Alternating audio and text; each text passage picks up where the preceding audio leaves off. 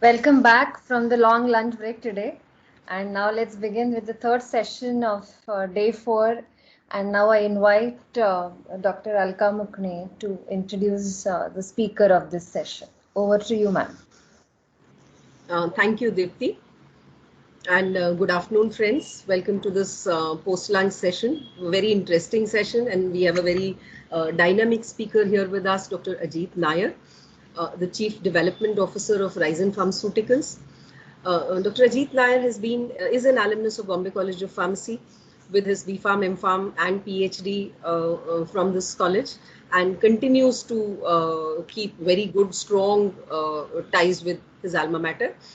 At Ryzen Pharmaceuticals, Dr. Ajit Nair leads development for the company and has been leading teams of drug development, regulatory affairs professionals through the entire gamut of research activities all through his entire career. A brilliant career of almost 2.5 decades in clinical R&D, medical affairs. Dr. Ajit Nair has held senior leadership positions in companies including Novartis, Glenmark, Seroclin Pharm, and so on. A much in demand speaker, he has delivered a lot of invited sessions at international seminars hosted by organizations including DIA, ADA, ASCO, and ASH. On a more personal note, if I have to add, he's an avid marathoner, completely passionate about bridging the gap between industry and academia, a gem of a person, and a dear friend. My privilege and pleasure to invite Dr. Ajit Nair to deliver his talk today on DMPK, translation from the lab to the clinic. Over to you, Ajit. Welcome. Yeah, thanks, Alka. Thanks, Alka, for the introduction. And I'm looking at a different person on the screen. I think the picture is not the current picture of what I look like on screen. So this is not really a COVID look. It actually started off a couple of months before the COVID pandemic started last year. So I won't call this my COVID look, Alka. But yes, I mean, this seems to be the permanent look, I guess. So yeah, and once again, I mean, thank you for the introduction. And it's always a pleasure to speak to a lot of people where Bombay College of Pharmacy is the anchor organization which is hosting this faculty development program, right? So I really wish that all the attendees who are faculty members from different institutes have been able to benefit from the industry perspective of things, and especially with the theme being drug metabolism.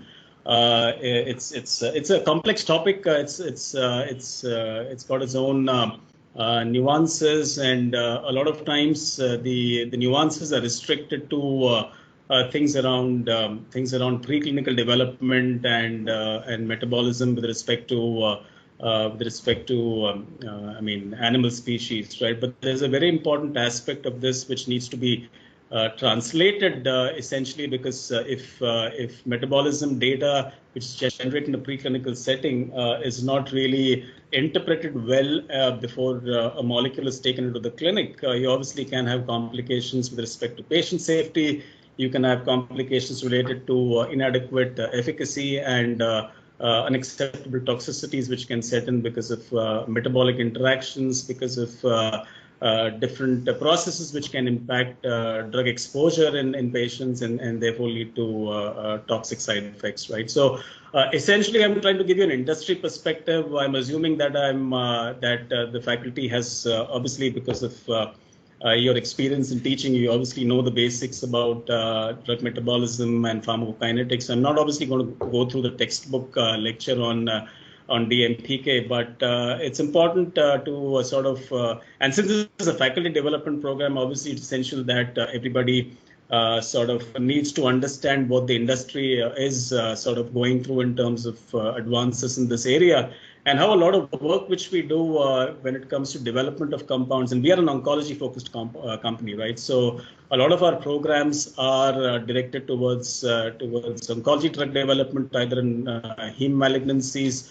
or in solid tumors, and we get a lot of waivers on metabolism. So if you look at a lot of regulators, depending upon the type of indication, the condition which you're looking at, there could be a lot of waivers. You probably wouldn't get a waiver for a drug which is being developed for diabetes or hypertension, but you probably get a lot of waivers for orphan diseases or in advanced cancers where the relative risk to benefit ratio is a bit skewed because you probably have a drug given to a cancer patient taking much more risks than giving it to a diabetic patient where your risk appetite is lower, right? So from that perspective, as a company, we have certain waivers on drug metabolism. But today I'm going to talk about in general the impact of metabolism and its translation to the clinic, and eventually how does an SMPC or a full prescribing information, if you look at any of the prescribing informations in many compounds, there is a significant clinical pharmacology aspect of it, which really stems from DMPK from the lab and from the clinic. So I'll just post my presentation. Please let me know if everybody is able to see it.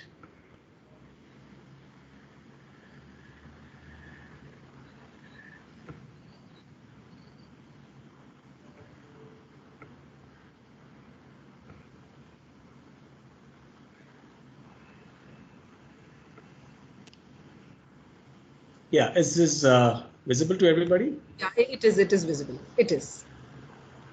Okay, great. So I mean, coming back to my talk, right? So essentially, I'm going to speak about the translation of the lab to the clinic, but let me also give you a brief sort of background of how I really entered the space, right? And I think Vaishali also wanted me to give a small sort of background of how I sort of reached this area of research and development, right? So I think it's important that as pharmacists, we have to keep our vision open, right? Because we tend to get slotted into certain areas in the industry where pharmacists typically will essentially either be in formulation R&D, which is obviously the core of a pharmacist, because I think essentially pharmaceutics is the core of a pharmacist. Because you have competition from organic chemists for medicinal chemistry, you have competition from medical doctors for pharmacology, right? So I think essentially it's primarily pharmaceutics, which is the core subject domain of pharmacists. We don't have competition. So you obviously have a tendency to get more into the formulation development area, which is also an amazing area, and because we've obviously seen a lot of formulations in our companies, which are improved formulations, which have better targeted anti-cancer effects. So I mean that's an amazing area to be in. But I got somehow slotted in this area, and I believe that there are obviously a lot of pharmacists in the area of clinical research operations, right? And that's something which is also a big industry opportunity for pharmacists, because there are a lot of openings now in the industry, whether it's pure pharma or whether it's the services, pharma services group of companies, where a lot of pharmacists are absorbed either as clinical research project managers, and they can go up to doing a lot of clinical research operations work. They get into medical writing. A lot of pharmacists also end up doing a lot of drug safety and pharmacovigilance kind of activities, right? So I think it's good from an overall opportunity perspective, because given the supply-demand skewness which you have today, the opportunity for pharmacists is good, because a lot of industry people also look at in these areas people who have a pharma background, because you essentially have some idea of what drug development is. You have some idea of the basics of drugs and mechanisms and formulations and stuff like that. As again, somebody who was from a non-pharma background, where there's a lot of learning curve which that person really has to get onto before they start understanding the space. So yeah, I mean, from that perspective, there's a lot of opportunity in the industry when it comes to the operations part of things. But there are very few companies which actually do a lot of development work, right? Even if you look at a lot of companies which are there in India, which are multinationals, a lot of them will do work which is essentially the execution part of what happens in the headquarters. So the headquarters will decide the plan, the headquarters will decide and chalk out the strategy and the finer aspect of the strategy, and the rollout happens in their centers in India, right? So that's how the operations part is a big thing from a job opportunity perspective. But from a development perspective, I think there are very few companies in the country which largely are homegrown companies. I mean, Glenmark used to be one of them. Ranbaxy, when it existed, right, was one of them. And there are a few companies, I mean, and smaller biotech and biopharma companies like ours, which are really into this work of drug discovery and development, is something which we really is something where the opportunity is huge to understand drug development science, right? So I think as pharmacists, we should also be looking at this opportunity because essentially, when you do operations, when you get bogged down by being a medicinal chemist or being a formulator, you tend to get bogged down and boxed out in looking at what's happening in that area. But essentially, I mean, the objective of any company is to bring the drug from the lab to the market, right? And you really have to know the entire aspect of that journey to understand that how a drug is really developed. Where are the pitfalls of drug development? Where are the challenges where getting a drug into the clinic and from the clinic into the market? Where are the challenges? How do you mitigate those challenges? And how do you really get on to mitigating those risks and getting the drug to the patient who needs it, right? So I think clinical development especially is a space which I think a lot of pharmacists really can aspire to get into, right? Because it's not just the operational part of the whole industry, but it's about the strategy and the science behind how you develop a compound, and if the compound really is worth its salt, how does it go through the different phases of development? Where are the bottlenecks? Where will be the go/no-go decisions, and eventually reach a stage where the commercial teams will work with the development folks and really commercialize it in such a way that the product reaches the market and eventually the patient. So it's an interesting science, right? And out of this whole journey, what I would say is that drug metabolism and pharmacokinetics is a very important group which really supports the whole clinical development program. And of course, I mean, from a preclinical perspective, it really brings up the compound ready to be taken up by clinical development groups into the clinic, right? So essentially a DMPK group is a big support group, because whatever DMPK does, right, at the beginning and what they will do in the future in the clinical group really supports the whole development program, because DMPK from an overall perspective has a very significant impact on a whole lot of things, right? So DMPK can impact patient safety, it can impact drug efficacy, it can impact a lot of stuff which can impact the eliminating organs of the drug, right? So it's a very critical and a highly complex science, right? So again, in the industry, you wouldn't find, at least in India, you wouldn't find a lot of people with a very strong understanding of drug metabolism and PK, because essentially we either are in a setup of bioequivalence where it is standard bread and butter things on PK, or in a setup of operations where you just deliver the strategy given. But a DMPK strategy, a DMPK approach, and a DMPK correlation with clinical development is one very important aspect, which right now is not very common in the Indian pharma industry. So I think by taking you through this session, I hope I'll be able to give you some perspective on how DMPK really impacts development. Right, I'm not going to talk anything about the theoretical aspects, going with the base assumption that a lot of you obviously are faculty members and have been teaching students about many different aspects of pharmacy, including metabolism and PK. Right, so this is going to be the topic of my discussion today. And please feel free to interrupt me if you have any questions. If there's anything which you want to sort of understand on a particular slide, please feel free to sort of use the team's technology to sort of raise your hand and then ask a question, or we can reserve it towards the end of the session as well. Right.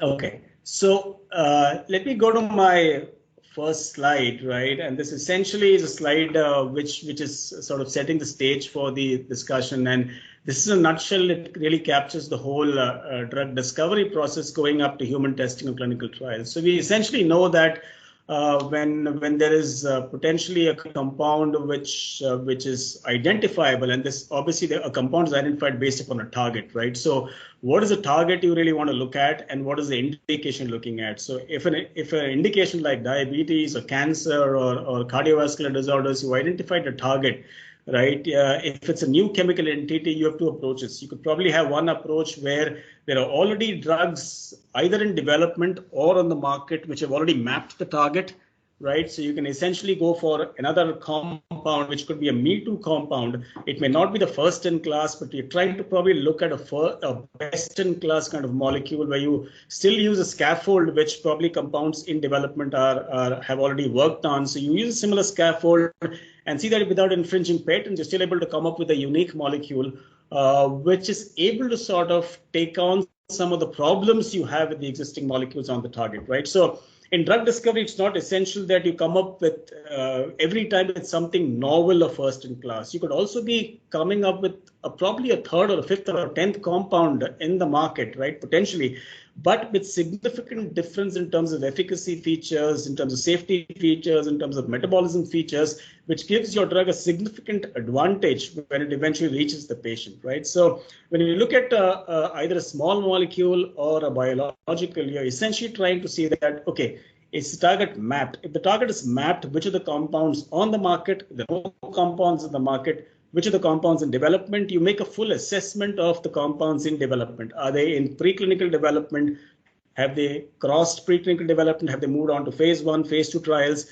What is the emerging data from those data sets, right? Which really show you whether there is a problem with the compounds in development. Is there an area which you can probably exploit to make a better drug than what is currently being evaluated in the market? So you can probably be the first in class, and the first in class is a more difficult thing to achieve because, I mean, you have to map the target yourself, right? So if it's a protein, if it's a receptor protein, if it is an enzyme, if it is whatever, right, a cell surface receptor, you basically have to map the target very well, because unless you map the target, you really cannot have a drug or a molecule or a compound or a biological which really interacts with the target and then shows a downstream effect, right? So you essentially have to look at either really mapping the target very well, right, and then creating a compound which binds to the target either in an agonistic way or an antagonistic way or whatever, right, and to show a pharmacological effect. So that's the more difficult part, right? And it's difficult, but the yields probably are higher because you're probably looking at a compound which nobody, or a target which nobody has been able to map, and therefore you have a bigger market opportunity. And I'll give you a recent example. So there is a target in oncology called as KRAS, right? And KRAS is a mutational target where a lot of tumors express the KRAS gene, but it's called a highly undruggable target. You really cannot make a drug on that target because it's called undruggable. There are a lot of challenges around understanding that target and then really designing a molecule which can interact with that target to really come up with a compound which works very well in KRAS mutated tumors. But Amgen recently got an approval by the FDA where one of their compounds was able to modulate the KRAS target. And I think they've got an approval now in non-small cell lung cancer, which express the KRAS mutation, right? So, and that obviously is something from a target perspective, which probably Amgen mapped completely, and they were able to really come up with a compound that interacts with the target, binds with the receptor, or binds with the target, and therefore prevents an oncogenic signaling, which leads to the blockage, the tumor growth, right? So that's one example of where you have a target which is probably was undruggable, but with a lot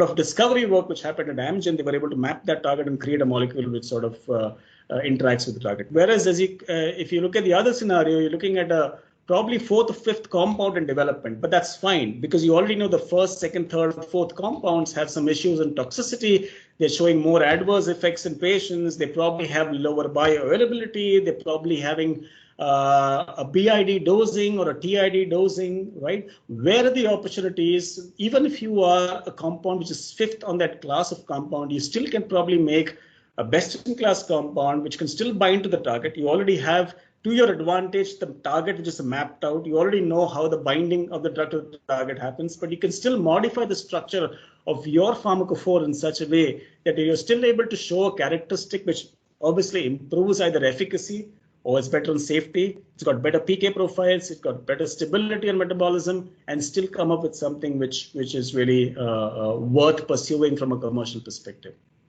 So that was the medchem part, and then obviously there is a standard in vitro in vivo pharmacology which you do, because once you're able to identify a target and map the target, you obviously have to understand how a drug is working, because you'll screen a lot of drugs, right?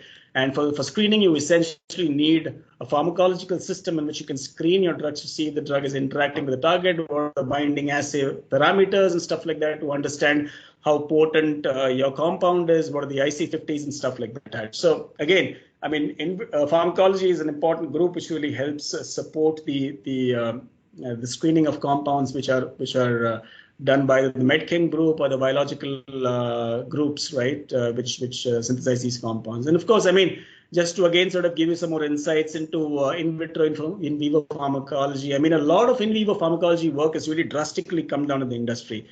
Very essential things on in vivo pharmacology are really done. A lot of screens which happen are largely the tissue level or the cellular level, right? So, and especially even if you take indications like diabetes or hypertension, stuff like that, a lot of stuff is done in an in vitro kind of setting.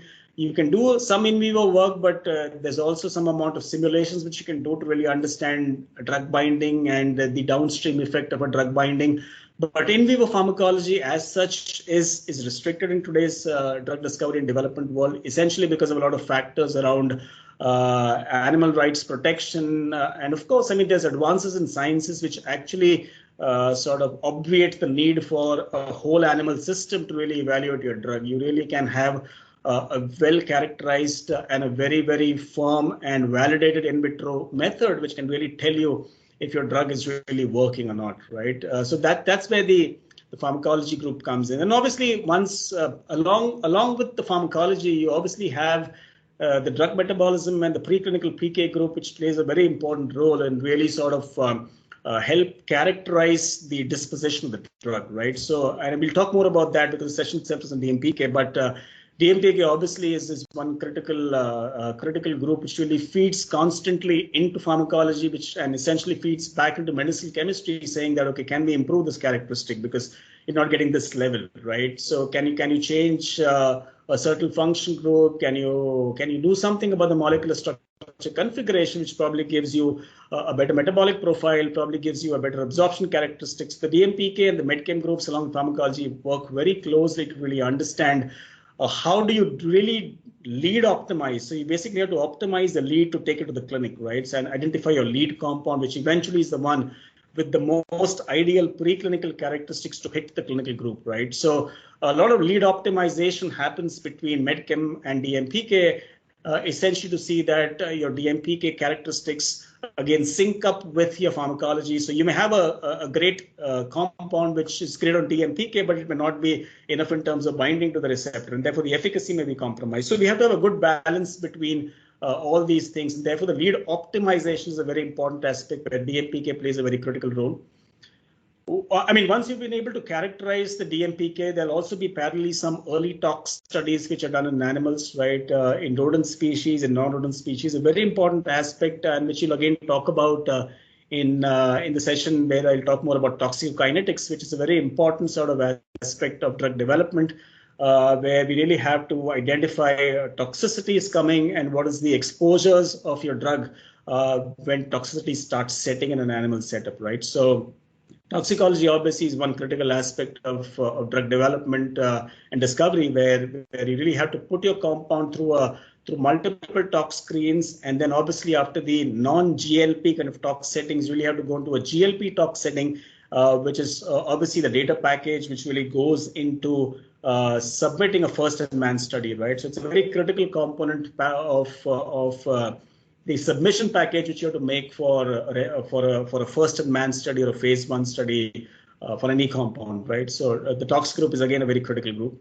And obviously alongside that, there is also the group in pre-formulation, the formulation group, would start working and sort of discussing on what is the formulation you have to take for the first-in-man study, right? And again, the formulation group also plays an important role in preclinical PK as well, because especially when you're doing dog pharmacokinetics, right? When you're looking at higher animals, right, like dogs or primates, monkeys, you really have to a formulation which sort of mimics almost the human formulation. Obviously, you cannot feed a capsule into a mouse or a rat, right? So, but if you go to a higher species like a dog or a primate, you're trying to see if you're able to give the same formulation which you'll eventually give to a human to evaluate its either its tox or its PK or whatever you want to study, right? So the formulation group obviously at an early stage of discovery gives critical inputs in terms of the formulation required for either tox study in a higher species, right, and obviously the formulation which goes into the human testing, right? So again,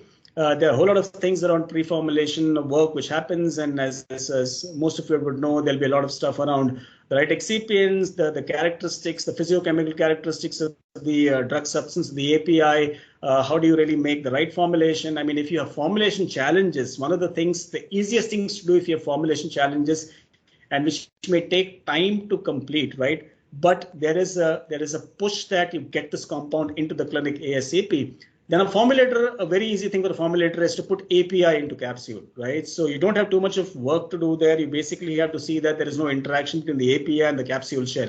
As far as that is established, right, you can really dose human patients with API in capsule if you're having early on formulation challenges in getting an API compressed into a tablet, or if you're, I'm talking more about enteral therapy or not parenteral therapy. Right, so if you have challenges around excipient incompatibilities, you have degradation which is happening, you have challenges in stability when you make a tablet formulation, stuff like that. The easiest way is to get an API into a capsule. Obviously, you have to do stability studies of the API in capsule to really see it's stable over a dosing period. And then once that is done, you can get it into the clinic. So there's a lot of support which comes in from the pre-form and the formulation groups before the first in man study is sort of embarked on. And then, of course, you have the human testing where you'll actually take the formulation which has eventually been formulated with enough data on its stability, its robustness at different in different conditions, so that it's apt for human dosing. So this is where I think this is a nutshell of how the whole drug discovery process is done, and multiple groups. It's essentially it's a very collaborative group, right? So drug discovery is no single man or woman's baby, right? It's essentially a collaborative science where you have multiple groups. You have chemists, you have pharmacologists, you have pharmacokineticists, you have formulators, you have toxicologists, right? You have clinicians, you have pharmacists, a lot of people who work together to really get that eventual drug into a formulation which can then be dosed in humans. So this is in a nutshell the whole process of how a drug is discovered all the way before it hits the clinic. And then, of course, from a human clinical testing perspective, you run through your standard phase 1. You essentially, in different areas, you can merge a phase 2 with a phase 3. A phase 2 can become a registration study, or if you go by the conventional path, it is phase 1, phase 2, and then phase 3, and then registration. But again, that's a traditional approach. The way in which clinical development has happened in the recent past, there have been a lot of out-of-the-box thinking which has happened there. There have been novel ways in which you can fast-track clinical development, so you're able to hit the market very soon. So that's another topic for discussion. But essentially, this is how the drug discovery process happens in today's scenario when you're looking at either a NCE or an NBE, which has to be evaluated and to reach human testing. Okay, so coming to our topic of discussion, right? And I just picked up the Wikipedia definition of ADME, right? And obviously this is again going back to the basics. We're talking about a drug which is now again, I mean, I just want to say that I'm going to refer everything to an oral enteral therapy, because the IV is something which is obviously done, but I'm going to relate it more to the enteral therapy, right? So here we're talking about, obviously, when a drug is absorbed, we're looking at the whole ADME profile of absorption, right? Distribution, metabolism, and eventual elimination of the compound or the xenobiotic, as we call it, from the system, right? So, and this is the Wikipedia representation of how an ADME for a particular drug is.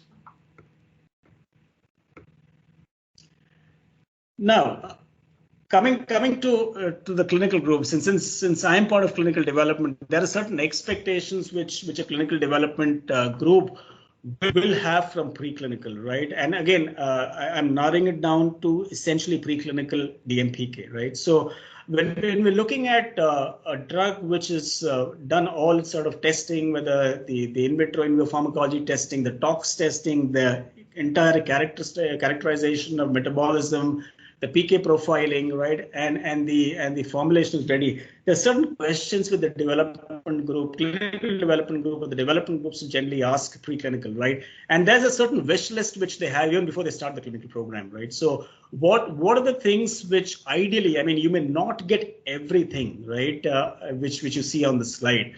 But how closer can we get to any of these sort of bullet points which I've noted on the slide is what the clinical group does that, right? I mean, essentially, if you have a checkbox which is ticked as positive for all of these, you really have a blockbuster, right? At least at a preclinical stage. Things can change at clinical drastically, but at least at a preclinical stage, you probably have a winner.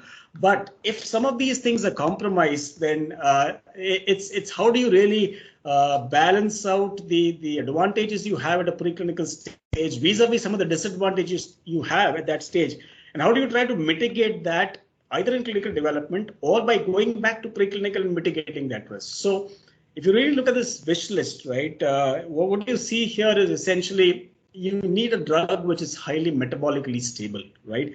And I'll come to metabolic stability in the coming slides, but you essentially need a drug which doesn't undergo too much of metabolism, right? The ideal drug is no metabolism. The drug which goes in is a drug which comes out, right?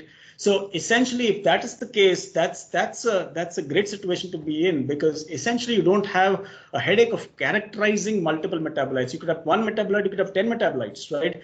And beyond a certain limit, the FDA says that if the metabolite exposure is beyond a certain limit, you have to characterize that metabolite. And characterization of the metabolite, whether it's chemical characterization, whether it's efficacy characterization, whether it's toxicity characterization, takes a huge lot of effort, and your drug development program can get protracted because of a drug which has lower metabolic stability, right? So we're looking at something which is highly metabolically stable, and we'll talk more about that. Limited to no CYP liability, right? And this is an important issue we have in metabolism, right? Any drug which undergoes which is a target for a lot of cytochrome P450 enzyme systems, right? You potentially have the drug being either converted into multiple metabolites. So that's the first problem. It gets converted to metabolite. And then if it gets converted to metabolite, you're basically trying to see if that conversion really kills the activity of your drug, whether that conversion really impacts a lot of your distribution of the drug, right? Or whether another problem you have, that whether it induces a certain enzyme in the liver and therefore impacts the metabolism of co-administered drugs. So I mean, ideally, you would want to have a drug which probably doesn't have a phase 1 liability. So as you know, I mean, in metabolism, there are two basic reactions, right? A phase 1 reaction, a phase 2 reaction. A lot of the phase 1 reactions largely is done by the CYP450 enzymes, right? So that's where your oxidation, your hydrolysis, a whole lot of those reactions happen, which convert the drug into whatever metabolites, and we'll talk more about that. Or you have a phase 2 reaction, more of conjugation reaction, the sulfate or the glucuronide and stuff like that, where obviously there is no involvement of the CYP450. You can have a combination of both as well for certain drugs, right? So ideally, you are looking at having a drug which has limited CYP liability. Even if there's a liability, is a liability which you can manage, right? So that's what, again, a clinical group would want to see. Okay, what's the metabolic stability and what is your CYP liability? If there is metabolic instability, what is the CYP liability? We need to know that before we go to the clinic, right? And of course, from a PK perspective, we need something which really has very good bioavailability, right? So we can't compromise on availability. And again, this is something which is important because what you see in the preclinical species may not translate into the humans, right? So if you're seeing a consistent pattern across species in terms of good bioavailability, then you can fairly speculate that when it reaches the clinic, you potentially will have similar characteristics in the human state as well. But if you have variation where you probably have a rodent bioavailability being more than a higher species, and especially if you do a primate assessment of bioavailability and the primates show low availability, then that can be an area of concern before you go to the clinic, right? So we'll talk more about that as well. And of course, what is optimal protein binding, and does it have good tissue distribution, right? So protein binding is an important concept, as you know, from the theoretical lectures we've heard, right? So I mean, protein binding is an essential aspect of how your drug distributes, how your drug really is available at the site of action for its pharmacological effect, right? So if you get a drug which is highly protein bound, is that an issue? Well, it can be an issue. It may not be an issue. If your drug is not highly protein bound, some of the 50% protein binding range, is that good? Yeah, it is good, but it may not also be very good, right? So what is the optimal protein binding which a drug has before it goes into the clinic is something a preclinical and clinical would really deliberate and decide and sort of take that information and then go to the clinic and therefore anticipate what is expected in the clinic, right? On a PK perspective, right, we're looking at kinetics, right? And essentially we're looking at a kinetic profile of a compound which is very linear, which means that as you increase the dose, you're also seeing increase in exposure, right? So your dose exposure relationship has to be linear, at least till the forecasted dose of what you think will work in human, right? And that is where it's linear kinetics. It will saturate at some point in time, right? It may not be linear all through the dose escalation part, but if you're escalating and there's linearity and that escalation window is within the expected human dosing range, you essentially have linear kinetics. And because of linear kinetics, you have predictable drug responses, right? And the moment the drug shows non-linear kinetics, is always a sort of I wouldn't say concern, but there's always things you really have to be tightening around the clinical development program, because you're expecting non-linear kinetics, and therefore you're expecting some things which have to be managed much more closely in the clinic than if you were to have a compound which showed a linear kinetic profile, right? And of course, I mean, based upon kinetics, you also get prediction of the half-life, the plasma half-life, and you can correlate that to the elimination aspects of the drug. And like all of you know, I mean, it's best that you have once-a-day dosing, right? So and that's a marketeer's dream, right? If you go and tell him that go and sell a molecule which has to be dosed TID or 4 times a day, I mean, he'll say, go to hell, I can't sell this compound, right? You give him something which is a once-a-day compound as against competition which is selling it 2 or 3 times a day. I mean, that's a winner for him, right? So essentially, you can also get an idea from a preclinical profiling perspective as to what is the half-life, and based upon the half-life, you can already know, right, preclinical stage. I mean, you can make a good prediction that what will be the half-life, what will be the potential elimination characteristics of this compound when you dose it in humans, right? So ideally, you should have a half-life that supports QD dosing or a once-a-day dosing, right? So that's something which is again a part of the wish list. And then, of course, a very wide safety window, and this comes from toxicokinetics and toxicology, right? So essentially, you should have a compound which essentially at a certain level where toxicity starts coming in, and that should be at a very high level. So essentially, the plasma concentrations of the drug or the metabolite at which toxicity sets in a preclinical species, that level should be much higher than the anticipated human level at which you're expecting efficacy. So there's a lot of modeling and simulation which is done to understand at the preclinical stage what is potentially going to be a therapeutic dose at which the drug will work in a human setting, and at that dose, what will be the plasma concentration? And that plasma concentration has to be significantly lower than your toxicokinetic concentration, and that defines your window, right? So if you have a wider window, you can still escalate if you don't see efficacy at a particular dose. You can still go up the dose. You can still have a window to expand, right? The narrower the window, you have an issue because you can't escalate beyond a certain dose, and at that dose, you may not see the optimum efficacy. So a wider safety window also is a good wish list to have when clinical looks at the preclinical data, right? So, like I said, this is a wish list.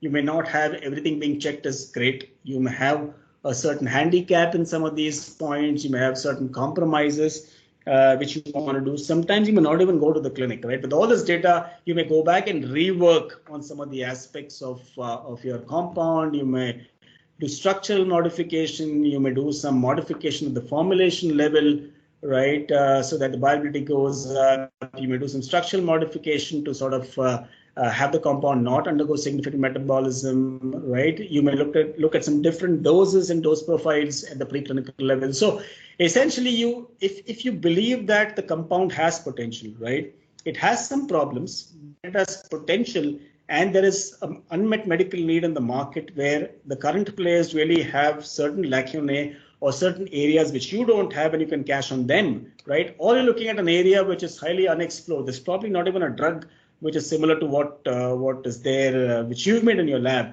Then that's obviously a virgin opportunity. That's the first time you're looking at a virgin market and you can really cover that whole market. So even if you have some significant deficiencies, you can still go ahead and mine that opportunity. But when it comes to if you're second or third in class, then obviously you can look at an opportunity where there could be some deficiencies. And even with this checklist not being 100% checked as all clean, you still have an opportunity to go to the clinic and then work around it in the clinic and see how you can take this compound effectively through clinical development. So this is a good checklist to have, right? You may or may not see a lot of check boxes here. Great, good, excellent. You may see some they're problematic. This needs to be worked on. But you'll have to live with that. If there is a decision made by the strategy group that this is the compound which has to go to the clinic, yeah, we have issues, but the advantages are much more than the issues we have, and the issues are manageable. They're not like non-manageable issues, things which you can't handle, right? They're issues, but we can manage and work around them. So once this is identified and signed off, this compound can hit the clinic. Okay. So let me go to the next slide. Okay, and we'll talk more about metabolism from an industry perspective. What all do we look for when we characterize metabolism? And this is something I believe this is also something which is also traditional in a way, because we're looking at metabolic soft spots, right? So especially when you look at new chemical entities which are small molecules, right? You obviously from a medicinal chemist perspective and a DMPK specialist perspective, you exactly know which are the structural areas in the compound which are susceptible to potential reactions in the liver, right? So you can identify those soft spots on your compound, which are the susceptible groups, and I've listed a couple of these groups, right, which can be vulnerable to a cytochrome P450 metabolic route, right? So can we identify those compounds, right? So if you really have those susceptible groups, then those drugs will go straight bang onto those 450 enzymes and they just kill that compound, right? Because and especially if your metabolic pathway is active to inactive, right, they'll really make a mess of this compound. And essentially you have the compound which is rapidly cleared out from the system because it's rapid metabolism, because there are a lot of vulnerable groups. So you essentially are getting into the pocket of the CYP enzyme and really killing yourself. It's like suicide, right? It gets into that pocket, the drug is metabolized, you have very short drug effect, right, before it really is able to show an optimal effect, and the drug is, the pharmacodynamic response is blunted, right? So that's a problem with susceptible groups, right? And then of course the clinical consequences we talked about, right? So there's obviously a lower efficacy because the drug is really cleared very rapidly, right? And the PK characteristics obviously will change because you really have the exposures being very low. So your AUCs will dip rapidly. Your Cmax may not be what you want to really achieve, right? So your half-life obviously becomes very short. So your PK characteristics get compromised. And because you also have the drug being more susceptible to a certain cytochrome enzyme, you potentially are also competing with other co-administered drugs. So you have potential for a drug-drug interaction, which can again lead to toxicity, right, or blunting of an effect. So if a metabolic soft spot is identified, obviously with a lot of groups in medchem, they're able to identify those parts and then replace them with bioisosteres, right? So as you know, I mean, it's more of replacing those susceptible groups, either an individual molecule or a group or a functional group with something which is completely different, and therefore is able to sort of knock off the soft spot effect. At the same time, doesn't compromise on efficacy, right? So you're basically subverting the compound by making it less susceptible to metabolic instability. at the same time without compromising the efficacy characteristics, the pharmacological effect of the compound. So, I mean, at an early stage of development, drug discovery itself, you're looking at identifying metabolic soft spots, changing them. I mean, you can end up with a situation where you change a certain function group with another isosteer, and you can get a compromise in efficacy, right? So you can end up with a difficult situation as well that, listen, I mean, you change this and I'm seeing a blunting of the effect, right? What do I do? What is the extent of soft spottedness, right? I mean, even if it has a soft spot, can you do something about it? Can we still test it in a preclinical pharmacokinetic profile and see what is the extent of metabolism, right? Sometimes a lot of things on paper look very, very risky, but you actually put that into a real physiological system, the effect will be different, right? So theoretical things work, right? But sometimes there is always a suspicion that, okay, let us try at least one of those compounds in a physiological system and really see if what we are expecting is what is seen, right? But essentially at a larger level, if there is a soft spot or if there are multiple soft spots, replacing with an isosteer will be able to sort of take off that risk and therefore make a compound less vulnerable to a metabolic insult in the physiological system.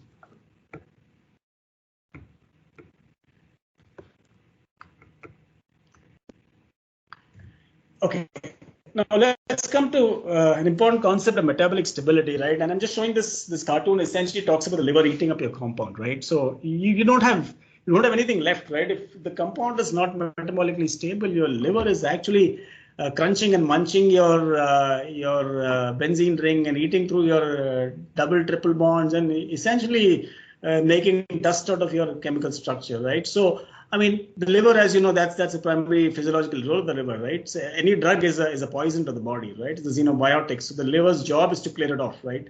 And that's what the liver is programmed to do. So how do you really look at a compound which really is stable, right? And how do you measure stability, right? So it's important that the first thing which we said, I mean, what are the susceptible groups, right? And can you remove those soft spots which can then sort of subvert or sort of fool the liver into sort of not really looking at it and then sort of allowing your drug to sort of work at the site of action. So metabolic stability, like I said, is a very important concept at the level of preclinical discovery, because that eventually will have a problem in the clinic if you have a lot of metabolic instability. How do you assess it? Right. So, I mean, this is again industry practice. You essentially use in vitro systems at the first go, right? I mean, you will assess metabolic stability by using in vitro systems, and you either use liver microsomes, right, or you can use S9 fractions of the liver. And S9 fractions essentially is a combination of both the cytosol and the endoplasmic reticulum fractions, right? So essentially, when you use an S9 fraction, you can essentially study both phase 1 and phase 2 reactions. Whereas if you look at looking at just the microsome part of it, it doesn't have the cytosol composition. Looking at a phase 1 reaction, which is the CYP-mediated reaction. So, I mean, at a drug discovery stage, where you have compounds which have been synthesized in the medchem group or in the chemistry group, and they are being evaluated in an in vitro setting, right? Pharmacologically, you're seeing a binding of the drug to the target. You're seeing a downstream effect in terms of a response or an efficacy or an activity at a preclinical level. You will then take a couple of those leads or whatever. We may have 10 compounds, 15 compounds, 20 compounds, and you will profile them metabolically. So you do a metabolic profiling of a series of compounds which have shown initial activity in a pharmacology setting, right? And when you screen them, you basically screen them through these liver microsomes and through your S9 fractions if required, right? Largely, people will go for the liver microsome sort of settings. And again, you have liver microsomes from all the species, right? You'll have a rat liver microsome, you'll have a dog liver microsome, you'll have a human liver microsome. So you essentially will test the compound, and I'm not going to the details of testing, right? Essentially, you're talking about putting it with a cofactor NADPH, and then you incubate the drug with the microsomes for a certain period of time, and then after that you really arrest that reaction and you see how much of the drug is left, right? So it's essentially the input to the output, right? So if your input drug is limited after your reaction time, it essentially means that a lot of it is metabolized, right? But if there's a lot of your substrate which is still on, right, it means that it is not vulnerable to any of the CYP enzymes and it stays as is, right? So that's the overall theoretical way in which how it's done in the lab, right? But essentially you test it across different species of liver microsomes. And once you start getting data from the liver microsome panel, you can check out of those 20, 30, 50 compounds which had in vitro efficacy, right, or in vitro activity on your target, how much of them are really going to go to the next stage? Because out of those 50 compounds, you probably could have 10, 20, 30% compounds which are drastically metabolized, which have very poor metabolic stability. And obviously, you will not take those compounds because you've done an in vitro screen for activity. Now you have to spend again money to do an in vivo screen, right? So you will not go for an in vivo screen before you do an in vitro metabolic assessment because in vivo screens cost money and effort, right? So you put them to an in vitro metabolic stability screen. Out of those 50 compounds which have shown promising activity, you knock off probably 20 because even if they're promising activity, they will not be able to show an effect in the physiological system because they will be eaten up by the liver, right?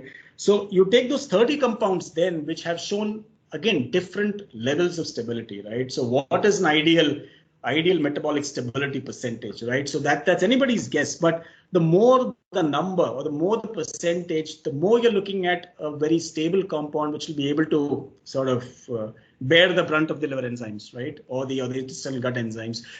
So I mean, essentially you're talking about something which is very, very stable. So I put a figure of 90 here, right? 90% metabolically stable. You have very limited conversion of your active parent compound into a metabolite.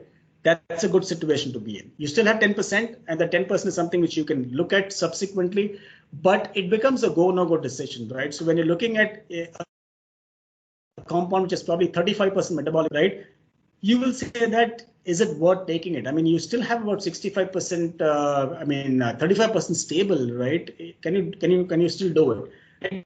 Right? There are still drugs in the market which really have rapid metabolism, right? But they eventually have some effect, and that may be something which a company has to decide, right? But ideally, if you do a triaging of which compounds need to go to the next level of evaluation, you probably take compounds which have higher stability and doesn't compromise on activity, right?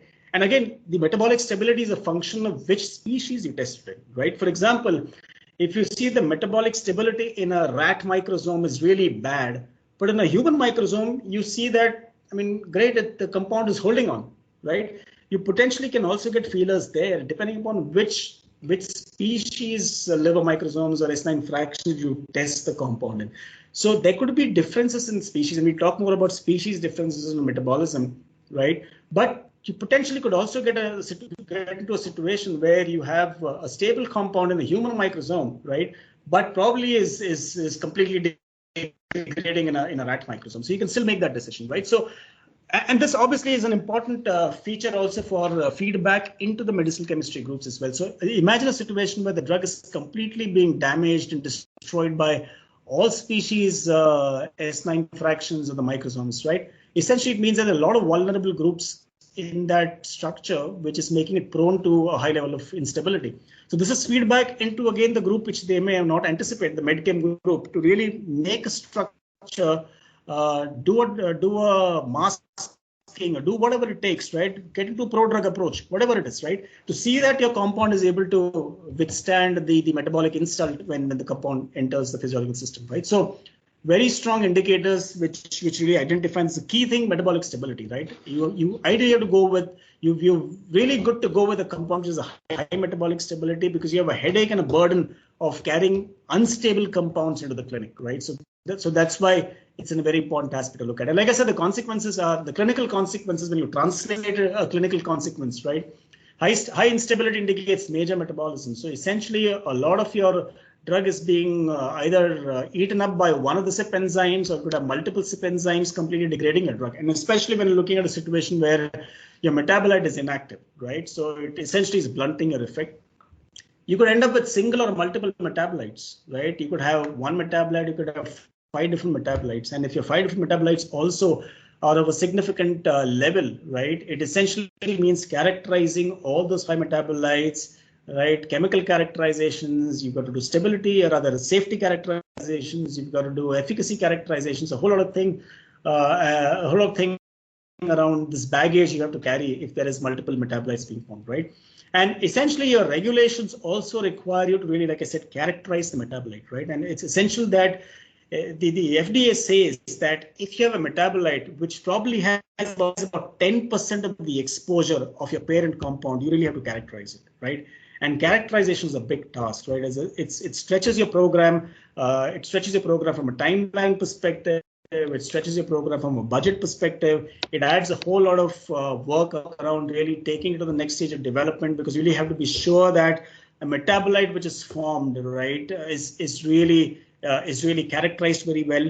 Is the metabolite, and I'll talk about that subsequently as well, because a metabolite formed in one species, right, may not be formed in another species, right? Or a metabolite not formed in a particular species may really show a very high exposure in different species. So ideally, you should go with, like I said, a very stable parent compound. If it breaks down into metabolite, I mean, you should be able to sort of characterize that. You should have the patience and the perseverance to really characterize it and still go with the development program, because you see there's still a potential for this compound, right? So this assessment of metabolic stability is a very critical step from the preclinical group to the clinical group, because it has significant clinical translation consequences. Yeah. Okay, now if it's metabolized, right? So you assume that it's stable to an 80% extent, right? It's metabolically stable, 80% stability of metabolism, right? But you still have a 20% of the overall compound which is getting metabolized, right? Now, if it's getting metabolized, you have to understand the liability of the cytochrome P450, what is your CYP liability, right? If it's getting metabolized, right, what is the metabolism pattern? It's a phase 1 metabolite, it's a phase 2 metabolite. How do you characterize that? And then when you come to the phase 1 reactions, right, which are essentially your CYP-based reactions, you're looking at a whole battery of the CYP enzymes. But what I've listed here is primarily the major categories, right? The 1A2 to 2C9, 2D6, 2C19, 3A4, 5. These are the critical enzymes, especially the CYP2s and the CYP3s, which are the critical enzymes which are involved in metabolism of drugs, right? So once you have a compound, you essentially have to understand, is the compound a substrate for any of these enzymes, right? So for example, I mean, you will put your compound into a CYP panel, right? And you will see which is the enzyme which is largely picking up this compound and metabolizing it. So is it CYP2D6? Is it CYP3A4? Okay, which is the enzyme which is taking the compound as a substrate and metabolizing it, right? So that's one very important aspect which you really have to understand, that what is a CYP enzyme, which is a CYP enzyme which is really taking up the compound and converting it to metabolite, because then you've characterized the enzyme or the enzymes which are metabolizing your compound. Right, so that's one key thing, because that determines and that gives you a canvas of knowing what is the potential interaction with another compound, because a lot of drugs can be a substrate for a certain enzyme, right? I mean, if you look at the CYP3A4s and the 5s, the most commonest of the cytochrome P450 enzymes which metabolize drugs. I'm not saying that CYP2C19 or 2D6 is not there, right? But largely the CYP3A4-5 category of CYP enzymes are the enzymes which largely metabolize a lot of drugs, right? So if your drug is being is a substrate for that enzyme, you obviously have to see in a clinical setting if your drug is being given in a setting where another drug is being co-administered as a concomitant medication for a comorbidity which that patient has, what will be the interaction level? Will there be competition for that substrate, because that drug would also act as a substrate for the same enzyme, right? So there could be an interaction potential which will be there, right? And therefore there has to be certain studies done to validate that, and the studies prove that there is interaction. There has to be certain changes in the label of the product which limits, right, the use of those concomitant medications, right? So that's something which we'll talk about subsequently. But assessment whether your compound is a substrate for which of the CYP enzymes is a key thing which you have to do is certain. This is followed by the ability of your compound or the potential for a compound to either inhibit an enzyme or induce an enzyme, right? So you also have probably heard about this in theory, right? That the induction potential of a compound on any of the CYP enzymes, or the inhibitory potential of the compound, right? So a lot of compounds, so you classically look at the CYP3A4 inhibitors, right? The azoles, right? The fluconazole, itraconazole, they're very strong CYP3A4 inhibitors, right? So is your drug, I mean, similar to some compounds which can inhibit the cytochrome enzymes, right? And an inhibitory potential obviously also has a clinical consequence, right? So if your drug is a very strong CYP inhibitor, it can potentially do a lot of stuff when it comes to drug-drug interactions, right? So if another drug is also using the same enzyme for metabolism, and if you're inhibiting that enzyme, you potentially can raise the levels of the other drug administered, which can lead to toxicity, right? So it's got a clinical consequence which has to be again taken into account. The induction potential, a lot of drugs, okay, are able to induce enzymes, right? So you have a mechanism by which your drug is able to induce a CYP2C9 or a CYP3A4 induction. And because you induce, you can probably metabolize yourself, right? Or you can metabolize another compound in circulation much more faster than expected, right? So drugs induction potential on the CYP enzymes also has a very strong clinical consequence, right? Rifampicin is a classical example which can induce a lot of enzymes, right? So you're looking at a stage where if your drug is an enzyme inducer, you essentially have to have a clinical consequence to bear in mind as to what is the level of enzyme induction the drug does. Is that restricted to really at a preclinical level? Is it potentially going to translate? Should I first do a drug-drug interaction study in a volunteer setup, healthy volunteer setup, before I take it to patients? Because there may be a lot of co-administration of drugs which may be sort of getting metabolized for the same enzyme, and induction can actually blunt the other drug's effect, right? So all these assessments need to be done at a CYP panel level to see what is the potential of a drug to either inhibit or induce a certain CYP enzyme. Another important component is the effect on polymorphic CYPs, right? And when I say polymorphic CYPs, these are CYPs which, and especially they're the ones which you see here, which is CYP2C9, the 2D6, the 19s, 2C19s. These are the enzymes which exist in different polymorphic forms, right? And that's primarily because of a mutational status. Because in some as you know, in some black population, or maybe in an Asian population, right, there is probably different polymorphic forms of 2D6 or 2C19 existing, right? For example, in the Japanese population, omeprazole's effect can get blunted, right?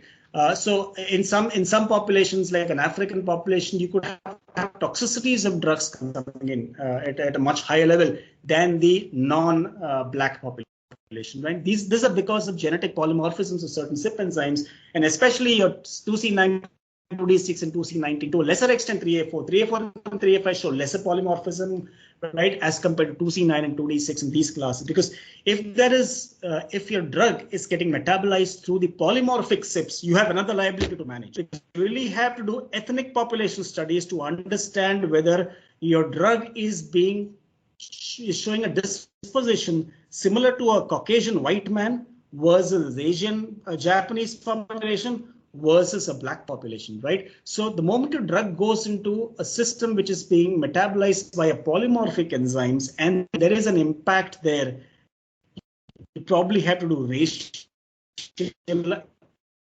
stroke ethnic profile in humans to understand whether that impacts a drug effect or a drug toxicity in a human setting. So these are some of the complications which will set in, and that's where the clinical consequence becomes important, right? So anything which you profile on a CYP will have in an in vitro setting, in a preclinical development setting, will have to be somehow translated, right, if there is a liability, right? So that's very important to understand.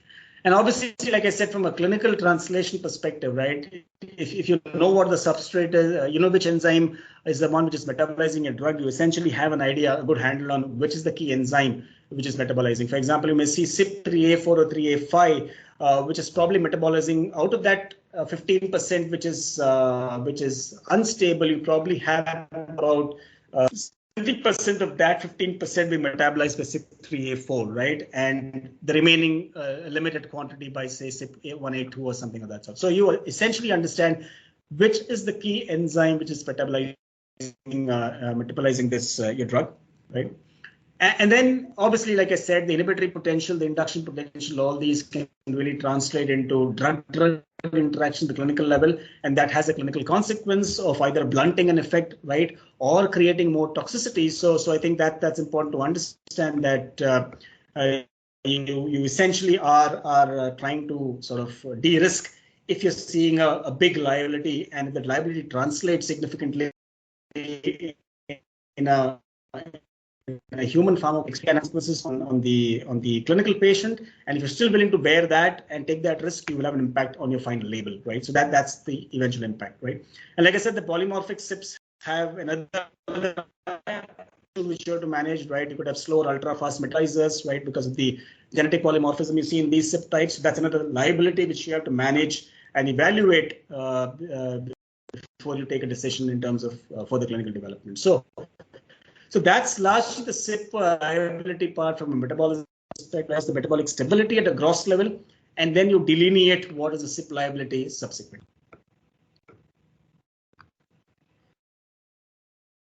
Now, this is a classical thing which sometimes, if not many times, you may end up with, right? There could be differences in metabolism across species, and the bigger problem sets in when your profile is very clean in a preclinical setting, but you find a metabolite in human which you've not found before, right? Even in your in vitro liver microsomes, you didn't see that metabolite. You saw that metabolite in very small quantities, and you hit the clinic and you do an assessment, you see a huge amount of metabolite formed in the clinic, right? So, like I said, the metabolism may vary across species, right? So you can probably have a rodent species probably showing higher metabolic stability, whereas your stability gets compromised as you go up the species, whether it's a dog or a primate species, right? So you obviously will have different levels of metabolite formed, right? So, I mean, like I said, the essential part when multiple metabolites are formed, or even if a single metabolite is formed, you really have to characterize that very well, right? So you have to understand what is the extent of exposure. So in an in vitro system, right, if you're able to identify that compound X gets converted into compound X1 as an X1 is the metabolite, right? You have to understand what is the extent of exposure. So you primarily have to dose your parent compound in a preclinical species. Okay, evaluate the plasma concentrations of both the parent and the metabolite and map the level of the metabolite vis-a-vis the parent, right? If your exposures are below 10%, right, you don't have to worry, right? So if your metabolite is less than 10% of your parent, you essentially are saved because the agencies don't really insist on anything which are non-significant metabolites, right? So they will be more lenient. But if your metabolite is more than 10%, hitting 50%, almost the same level or more of your parent, then that's a cause for concern because you really have to characterize it very well, right? So the exposure of the metabolite is important. What is the activity of the metabolite? Active or inactive? So if you see a metabolite, you have to go back to pharmacology, right? Because you have to synthesize the metabolite, right? So your metabolite has to be synthesized by the chemistry groups. You have to test the metabolite because the FDA says you have to characterize the metabolite. So characterization is also characterization of efficacy, right? Is it active?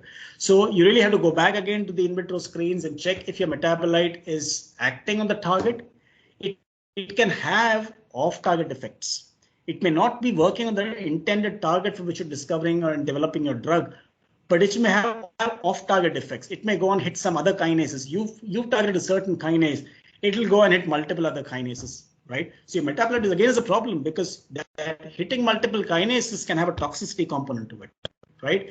And an unintended drug response, which you're not really looking for. So the activity of the metabolite is very important. Right? The best case scenario is you have a good parent compound which is very good on activity and an inactive metabolite, nothing like it, right? But if you have an active parent and an active metabolite, probably it is good and bad as well. Right? Good because, I mean, if it is hitting the same target, it probably will improve the response, right? But if your metabolite is activity in something else, that's again a cause for concern, right? So you really have to delineate the overall activity of the metabolite very, very carefully, right? The toxicity of the metabolite, right? Your parent compound may have a different toxicity profile than the metabolite which is formed. So you should ensure that when you test in a GLP toxicology setting, you have to ensure that whatever metabolism you have studied in an in vitro setting, right, that translated into the physiological setting of the whole animal species, that the parent and the metabolite both are formed in that animal system, and that the safety data or the safety exposure you get is a cumulative assessment of both the parent and the metabolite. So it's very important to understand that from a tox perspective and a safety perspective, both the metabolite and the parent, the cumulative effect is considered from a toxicity perspective and not one of them if there is metabolism, right? So that is when you do GLP tox. GLP tox says that if you have a metabolite, did the metabolite form in that animal species? If it was formed, was it formed to an extent where you are able to now confidently say that the cumulative toxicity which you saw in that animal species is an effect of both the parent and the metabolite? So that's a very critical discussion and decision which preclinical groups have to make, right, when it comes to an FDA preclinical submission package and an IND submission package, where the metabolite characterization, if it's formed, is very, very important, right? And a lot of FDA guidance is on it on what you need to do. There could be some exceptions. There could be some exceptions for advanced cancer, and we'll talk about that when I talk about a case study, right? But essentially, if there is a metabolite formation which is more than 10%, you have to characterize that from a exposure perspective, from a activity perspective, from a tox perspective, right? So that the package which goes for an IND for a first-in-man study really covers all those small lacunae which you may have and which will be challenged by a regulatory body, right? So that metabolic differentiation across species is a very key important decision point, again, which can either stall your preclinical development going to the clinic, or you may have to go back and rework on the whole thing so you get a cleaner profile, or you take a risk and go to the clinic with the expectation that you'll be able to manage the problems associated with your metabolism. I'm talking about a case study which talks about, again, a situation where your parent and your metabolite are completely different, right? So, this compound 2540, right, was essentially studied preclinically for metabolism profile. It essentially had low metabolic instability, which means that it had high stability. But there was still a metabolite formed in a rodent system, right? So there was a metabolite which was characterized as AY1850, which showed about 5% of the parent in a rodent setup, right? So when an in vitro screen was done on the metabolism, you found that about 5% of the parent got converted into the metabolite, and you characterized that metabolite, right? And you did that study, in a GLP tox, a 28-day GLP tox, which enables a first-in-man study, and you got the permission to do it, right? You did a phase 1 in humans, and when you actually evaluated the human plasma samples, right? You did a bioanalytical evaluation of the human plasma samples.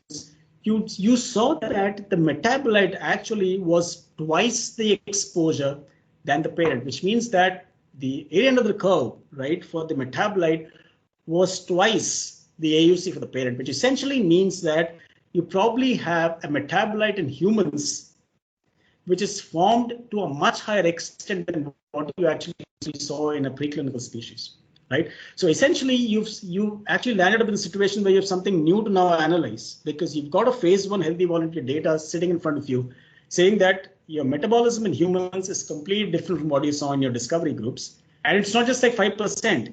You're looking at more than double of human parent exposure. Now you have a problem at hand, but it's not that you cannot solve it. You can solve it if you believe that your compound can still go to the next phase of development, but you have to solve the problem first. You have to go back to the lab and again sort of study the metabolite further before you expose this compound to a phase 2 patient population, because this was done in a healthy human volunteer setting. So the relative risk of safety or toxicity is lower. But you cannot now use the metabolite from a safety perspective, because the rats did not produce metabolite. So the safety data from the tox study, which you took to the phase 1, didn't cover the metabolite. Right. So you're now in the situation where you finish the human data, phase 1 data, you have a huge amount of metabolite being formed, which is not characterized in the tox study because it was not formed in a preclinical species. And now you can't go to a patient setting because you never know what risk the metabolite could carry from a toxicity perspective, from an interaction perspective with other co-administered drugs, because patients obviously take many other drugs as well in addition to your investigational drug. So you cannot go to phase 2, but you need to go back now to phase 1. You have to characterize that metabolite, synthesize that metabolite, and give it again to the animal species, right, in a different form, because if the animal's liver is not converting into that metabolite. So you have to inject that metabolite separately. So essentially you have to give the parent separately and inject the metabolite separately, because the metabolite is not from that species, right? And then study the overall tox profile, and that will give you a complete safety profile of the compound. And what you saw earlier in the tox for that compound and what you see now may be completely different. You may have got a very clean profile in a rodent species, but this time when you study with the metabolite injected, because you synthesize the metabolite and because it's not formed in the animal species, you have to give it externally, right? Now you see a completely different tox profile. You may see a change in the renal function. You may see some changes in the blood parameters, right, which you never saw in the earlier study, right? So that is why the FDA will always say go back to your characterization techniques, characterize, relate safety, look at whether the metabolite is active or inactive, right, and then come to the clinic at a phase 2 level, right? So it's very important that you probably may have a small pause at your phase 1 because you have to go back to the lab. You have to characterize everything, right? And you've got to then go to the clinic in a patient setting. So this is a real example, right, where we really have to look at the metabolite very, very closely, and you may end up with a surprise that there is so much of metabolism now in a human setting which you never anticipated, because even a human liver microsome setting didn't give you that idea, right? But when you put in a whole physiological system, right, that's the time metabolism really shows its true pictures, right? So this is how the whole thing really has to be mapped back, which I wanted to relate from a case study to the importance of this metabolism to the clinical consequence. Okay. Protein binding. Now, this is again an important concept from a theory perspective, yes, but from an overall perspective, I mean, you all know that protein binding is essentially a parameter that decides the distribution of the drug. It also decides the availability of the unbound active drug at the site of action, right? So essentially, if you're looking at some drugs which are highly protein bound, you potentially could have a drug which stays in the blood for a very long time. The drug has potentially a very long half-life. The onset of response is not that fast, right? You may see an onset of response coming in 24 to 48 hours, as against a less protein bound drug, which can show an onset of action in, say, about 2 or 3 hours, right? So protein binding essentially is a very important concept. So protein binding is evaluated in a preclinical setting very, very clearly, so that the clinical development group clearly knows that what is the extent of protein binding, and the extent of protein binding decides the dose which is selected also in a human setting, right? Because if you're looking at a protein binding which is 90%, right? If you're looking at developing a compound for protein thermodynamics from a bound unbound perspective is not great, which means that a large portion of the drug still remains bound to the protein. You're not going to get a rapid onset of action which is required in a setting of pain, right? So, I mean, you would prefer then going back to the lab guys and saying that, listen, we're developing a compound for pain and inflammation. We need something which is available at the site of action rapidly. So you get down your protein binding by doing whatever it takes in the chemical structure or doing whatever it takes on modifications. But give me a compound which really doesn't have so much of protein binding, and where really you have something which reaches the site of action quickly. Right. So these are some things which are decided. But if you still have a highly protein bound drug, you can still have efficacy which comes in quickly, because the dissociation between the bound and the unbound drug is pretty rapid. So if you see a drug which has a very short half-life, in spite of having a very high protein binding, essentially it could mean that the equilibrium is established very quickly between the bound and the unbound drug. The dissociation between the bound and the unbound drug happens rapidly. So it's still, in spite of a high protein binding, there's still good enough amount of the unbound drug available at the tissue level at the site of action for a pharmacological effect. right? So it all depends upon what is the data looking like. You can have a highly protein bound drug, but if it has a rapid elimination, and drugs get eliminated only through the unbound route, right? The bound drug doesn't get eliminated. So if you have a rapid elimination half-life, you know that a lot of the drug is getting released from a bound form to an unbound form, right? So from an overall perspective, a judgment call has to be taken that if there is high protein binding, what is the area looking at? How quickly do you want a response? Do you want a long half-life? Do you want a long tissue residence time? All that from a clinical consequence perspective has to be discussed, right? And of course, there is a potential for interactions also, right? Because, for example, if you're looking at a setting where a patient is also taking an anticoagulant like warfarin, right, which is highly protein bound, there could be potential competition to the protein, right? If you look at human serum albumin, you potentially have both drugs competing for the same pockets, and one could displace the other, and therefore can lead to toxicity, right? So, I mean, all those things have to be taken into account from a clinical consequence perspective of protein binding, right? So it's very important to understand this concept. It's not like a game changer or a rule breaker as metabolic stability or the CYP liability. It has an important sort of consequence, but if you're still able to show in your in vivo pharmacology the drug is showing activity, because even there, if the animal species also shows a high level of protein binding, but there's still good efficacy seen in an animal system, you pretty much can still go ahead with the clinical program, even with a high protein binding, because you will expect to see that translation in humans, right?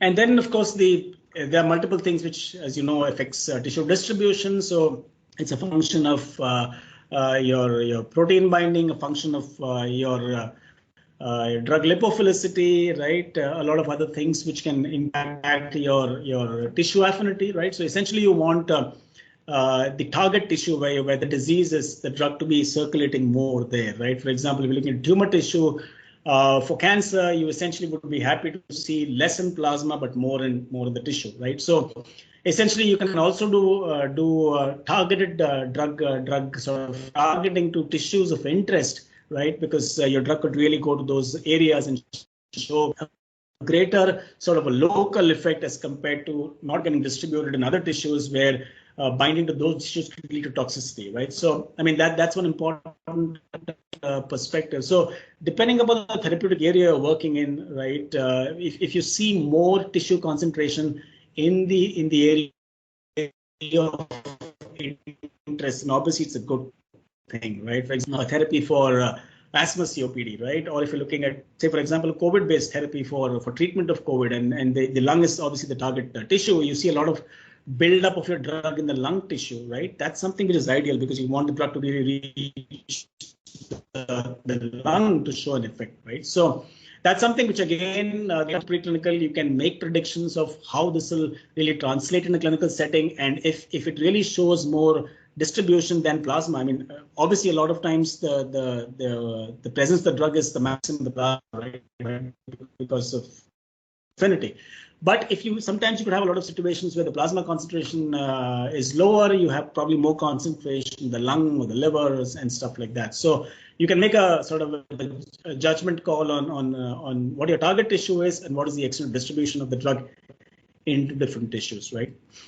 From an elimination perspective, again, the elimination mechanisms are not fully elucidated in the preclinical setting. I mean, it's very difficult to really get, especially in rodent species, if not non-rodent species, to get urine samples at regular intervals and quantities enough, either urine samples or fecal samples, to really analyze drug concentrations, right? So the largely at a preclinical level, at a higher species, you may still be able to get some idea of what the eliminating organ is, right?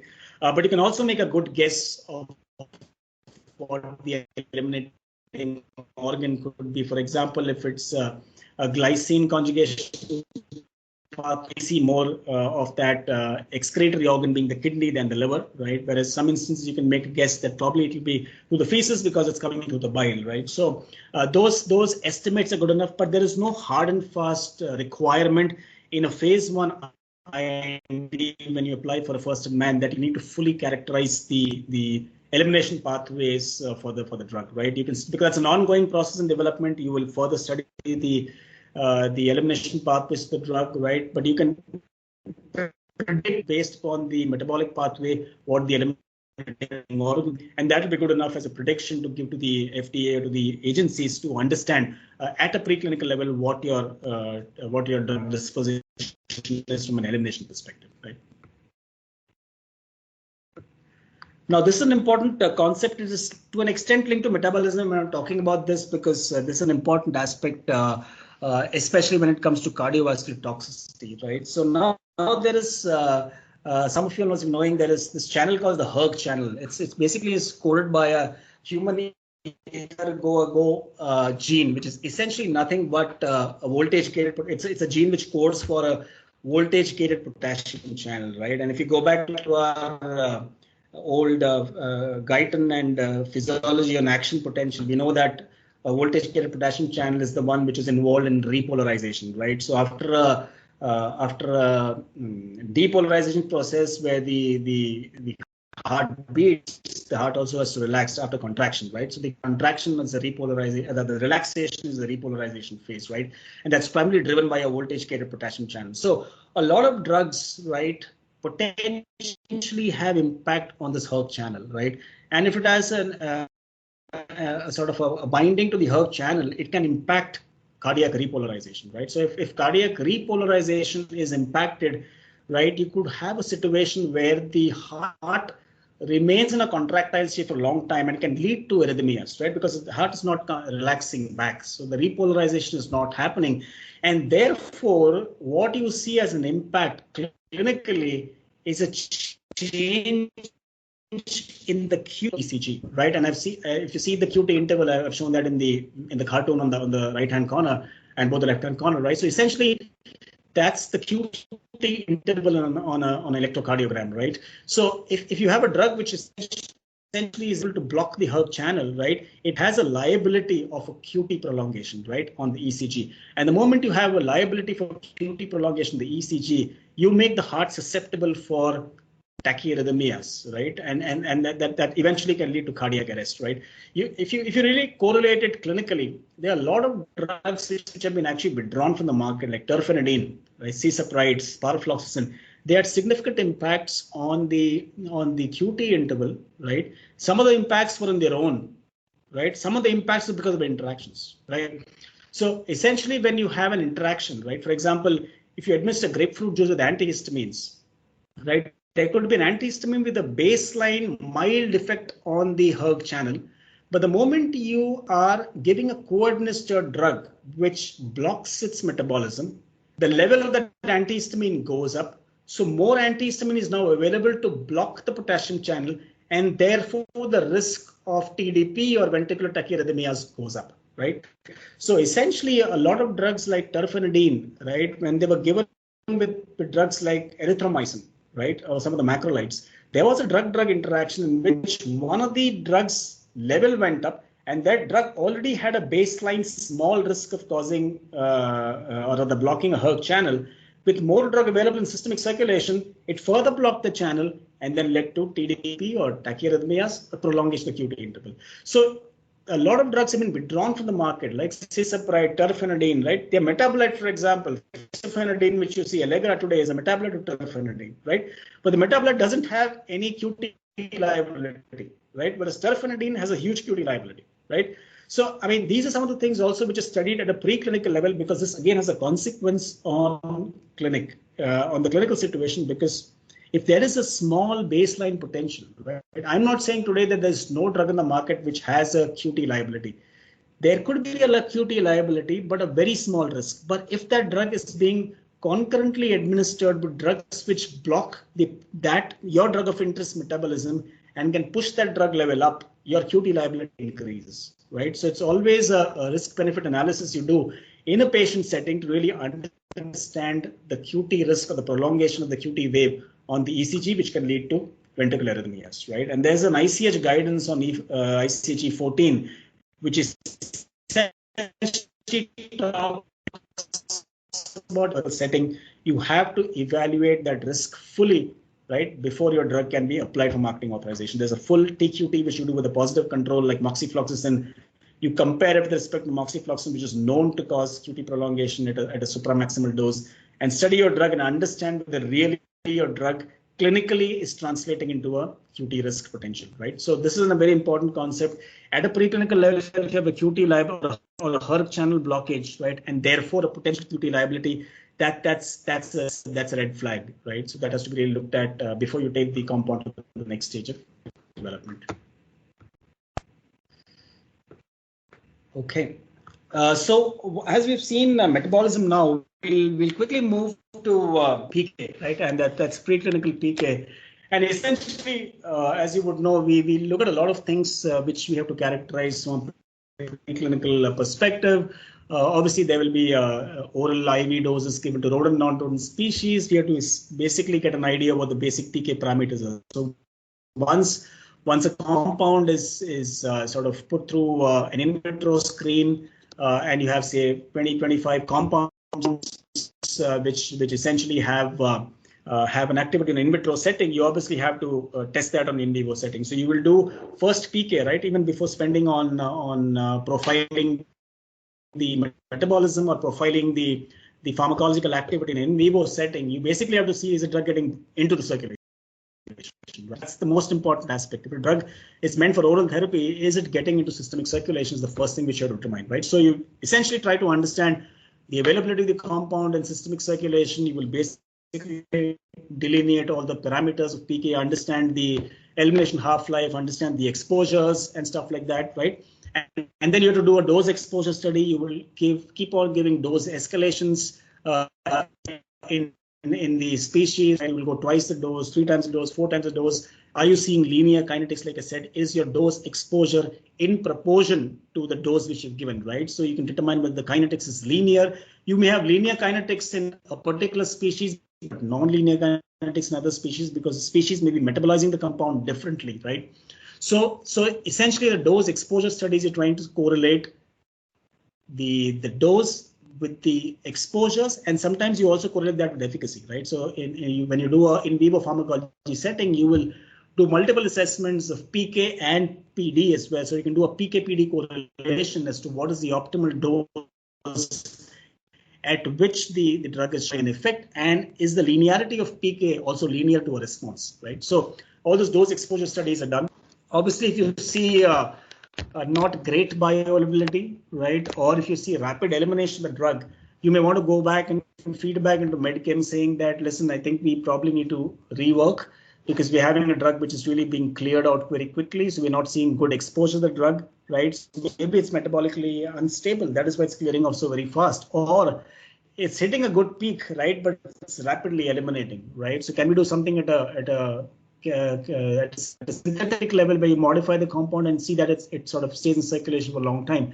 But if it's an availability issue, can we do something in the formulation stage, right? Can we add something? Can we micronize the drug? Can we do something around adding something which is a solubility enhancer? I mean, people will also study about the BCS classes, right? So if you have a compound which really doesn't shows very poor solubility, right? How do you solubilize that compound, right? So that's where the preform guys and the formulation guys will try and help to see if you're able to get a formulation, right, which is administered to a preclinical species which can show higher exposures and better PK characteristics, right? So that's again an important thing to do.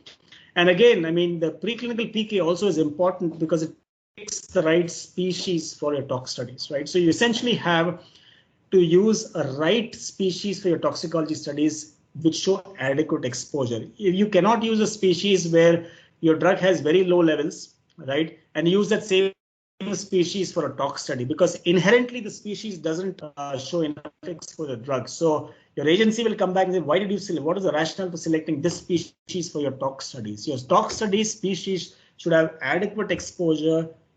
It should have a dose kind of response exposure. As you increase the dose, the levels go up. That is the most ideal species to really pick for your tox studies, because then that correlates with levels, and levels will correlate with toxicity, right? So it identifies the right species also for your tox study.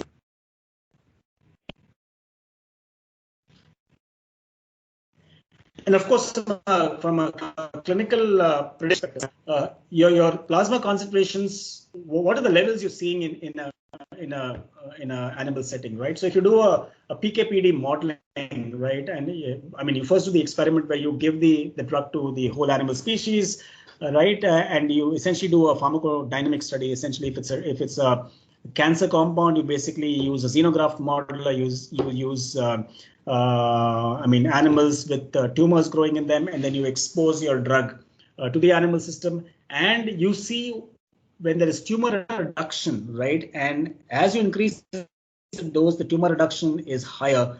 What is that concentration at which you are seeing a tumor reduction? What is potentially the trough concentration, right, at which you're seeing steady state levels and correlating that with a tumor reduction, right? So essentially all these PK plus the in vivo experiments and the subsequent modeling will give you an idea of what your estimate is for the dose and the level, more the level than the dose at which you're going to see a pharmacological response in humans, right? So that correlation really comes from your PK/PD modeling and experiments that you do at the preclinical setting. You obviously will understand kinetics, right? When you show preclinical linear kinetics, you show it may translate into humans. You may also see linear kinetics. It may or may not be the case, but at least you know that in the preclinical species, the kinetics is linear over a certain dose range, right? Or you may see non-linear kinetics setting in. The first two doses may be linear, and then suddenly there's supramaximal concentration coming in, right? So, it becomes suddenly non-linear, right? So all that will give you inputs into how you have to design and how do you dose your human patients based upon that preclinical prediction, right? It obviously gives you a very good idea of half-life, right? So you can make very good presumptions and predictions of what a human half-life could be based upon a preclinical half-life, right? So if you're seeing in a primate a certain half-life, right, given the proximity and the closeness of the primate species to humans, you can make a fair prediction of what the human half-life could be, right? And because of that, you obviously can also make an estimate of dosing frequency you want in the clinic, eventually in a patient setting. So all these things really give very important feedback into the clinical development group when they sort of collate all this data to make a clinical protocol, right? And of course, the plasma stability, the bioanalytical methods, all these things are things which the preclinical DMPK groups will really do to really get an idea of. As you know, there are a lot of plasma esterases, right? A drug could be very unstable in plasma. Right. The moment the drug goes in system circulation, the drug starts getting converted by the esterase in the plasma, and this blunting on effect. So plasma is generally the most common body fluid component which is used for bioanalytical testing for the plasma concentrations of drugs in circulation, right? So the DMPK groups will test plasma stability. They will also test stability in terms of how long is the stability at -20, at -80 refrigeration. So all those kinetics is studied. The bioanalytical method is really developed, right? And then the bioanalytical method has to be transferred to the clinical group, and the clinical group either themselves or with the CRO will transfer the method, because that will be the method then which will be used to estimate the drug concentrations in human plasma. So all that again is a parallel activity before the drug really hits the clinic from discovery. Yeah.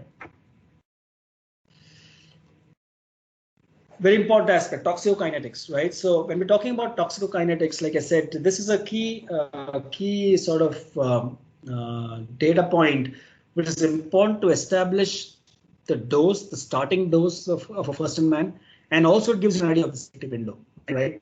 So when you're looking at toxicokinetics, you essentially take a rodent and non-rodent species. So it's essential from a regulatory perspective that you have to have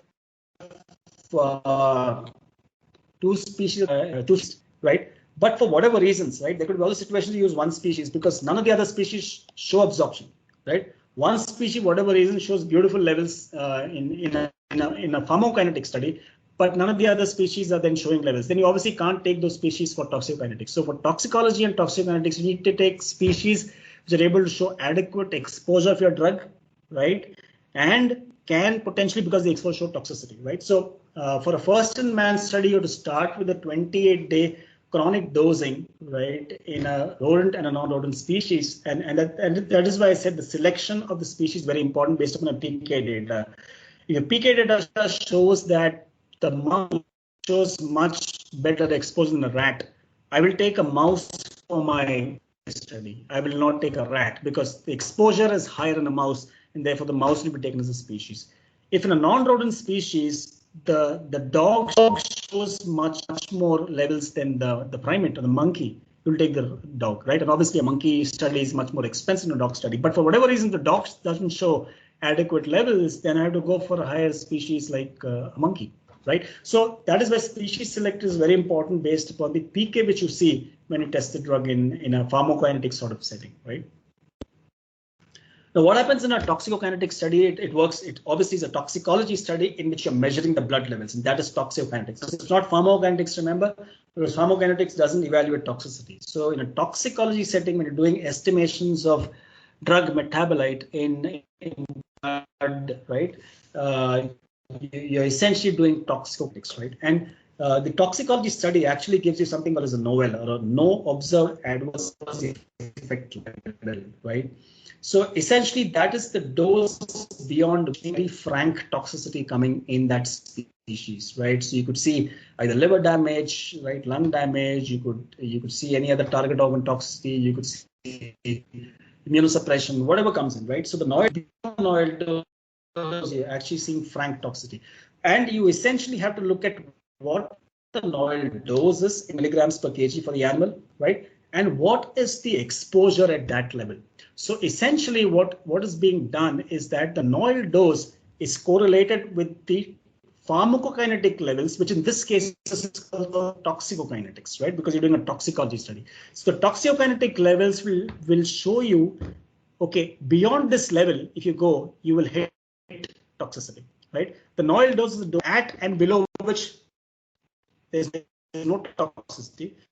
So the maximum you can go to is the NOEL dose, and this is the AUC, right, which is the exposure, right? So this is the level which is actually capped for a first-in-man study. So in a first-in-man study, when you expose human beings, you can dose escalate different doses, right? But none of these doses should go close to the TK level which you saw in your most sensitive species, right? So you could have the mouse being the most sensitive species or a dog being the most sensitive species. That is decided based upon the level of sensitivity, right? And if the mouse is determined to be the most sensitive species, that TK level is capped. So essentially means your TK is the highest level of a safety window. So when you dose escalate in the humans, as you go up the level, you really have to stop if you see that you're hitting the TK level, right? See a particular dose, if you double that, that's going to hit the TK level. You can't double that dose. So you really have to go from a low level, go all the way up to reach a level where you will not breach the TK level. So TK is like a dead stop. You really cannot breach the TK level. So all your clinical development has to happen below the TK, right? And the more below you have, the better safety margin you have, right? And if you're going to see efficacy much below the TK level, that's an ideal situation to be in because you are not compromising on safety. You're seeing fantastic efficacy at a level which is much below the safety window. You've got a drug which really has a very good margin of safety. And that's why TK is so very important when you go to first-in-man study and also subsequently in patient studies. In patient studies, if you're going to do a long-term exposure, it is not a 28-day study. You'll do a 3-month study in rodents, non species. And the 3-month TK limits are then taken in terms of the stopping level beyond which you really can't expose the human patient, right? So it's a very important sort of functionality which you have to look at before you go into a first-man study. And this is again an important aspect which the preclinical groups will give to the clinical group, saying that, okay, this is the dose at which we saw a NOEL. At the NOEL, this is the plasma concentrations or the TK concentrations, right, of Cmax. This is the Cmax level, this is the AUC, right? You will also get the other PK parameters, but obviously you look at Cmax. You'll also get a very good idea of accumulation. On repeat dosing, drugs tend to accumulate, right? So the ideal thing is no accumulation on day 1, on day 14, and on day 28. The AUC curve looks exactly the same. That is, whatever is going in is coming out at the same rate. You essentially are seeing no accumulation of drug, right? And accumulation is an important factor because the more you accumulate, you can potentially cause safety issues. But it's not true as well. Sometimes you can accumulate and show a better effect as well without significant toxicity. So a TK study also gives you, because of the long-term exposure, it gives an idea of what the level of accumulation also is for the compound. So that essentially was toxicokinetics. The same thing which I said, right? It's a key data set for deciding human exposures. It decides the window, and it's able to give you the prediction of potential toxicity. And this is one important concept, right? Because when you do a tox study with TK, you also know that beyond the NOEL, which was the end organ which got affected, right? Was it the liver? Was it the bone marrow? Because when you do a 28-day toxicology study, you will essentially do all the blood parameters, you will do the liver enzyme parameters, you will obviously sacrifice the animal, you will do a gross organ necropsy, you will do a histopathology of the organs, right? And you essentially will be able to delineate beyond the NOEL which is the organ which is getting affected the most, right? And you could potentially see a lot of liver damage setting in, or you could see some bone marrow suppression, which is happening from the marrow, or you could probably have some lung damage, right? So essentially, it gives you a prediction when you go to the clinic that when you go beyond a certain dose, and if there's toxicity coming in, the physician or the investigator can anticipate what to be looking for, right? So if he's told that there's potential liver damage, he'll monitor the liver enzymes, right? If the liver enzymes are going up in a clinic, you obviously you're able to correlate that with what you saw in the tox study, right? So the end organ toxicity also, which is seen in a toxicokinetic study and a toxicology study, will give you very strong signals of what to expect in a human setting. So it predicts the physician to know what to watch out for in a phase 1 study.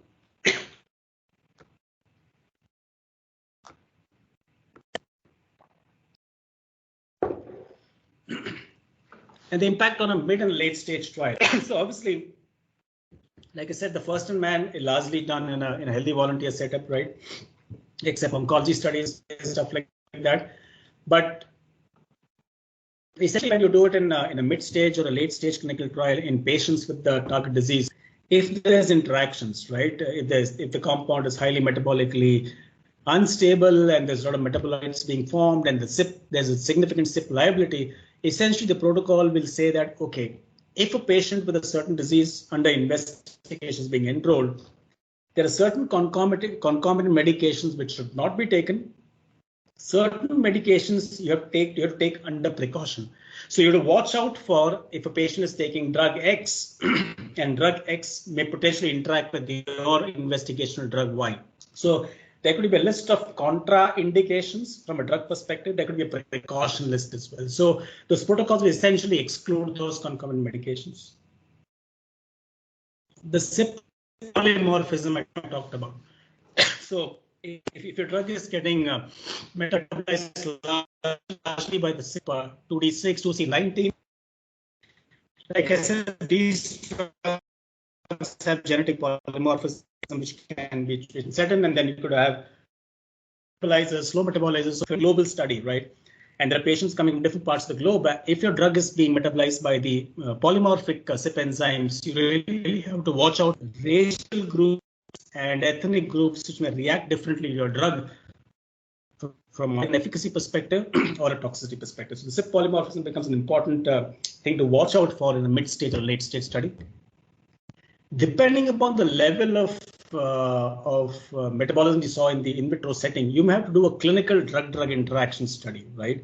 And you have to do that in healthy volunteer settings where you really will challenge your drug with either a CYP inhibitor or a CYP inducer or whatever, depending upon the profile of your compound, to really see whether in vitro setting and in an in vivo preclinical metabolic studies really translate in a human setting, right? So, example, you may be surprised to see that.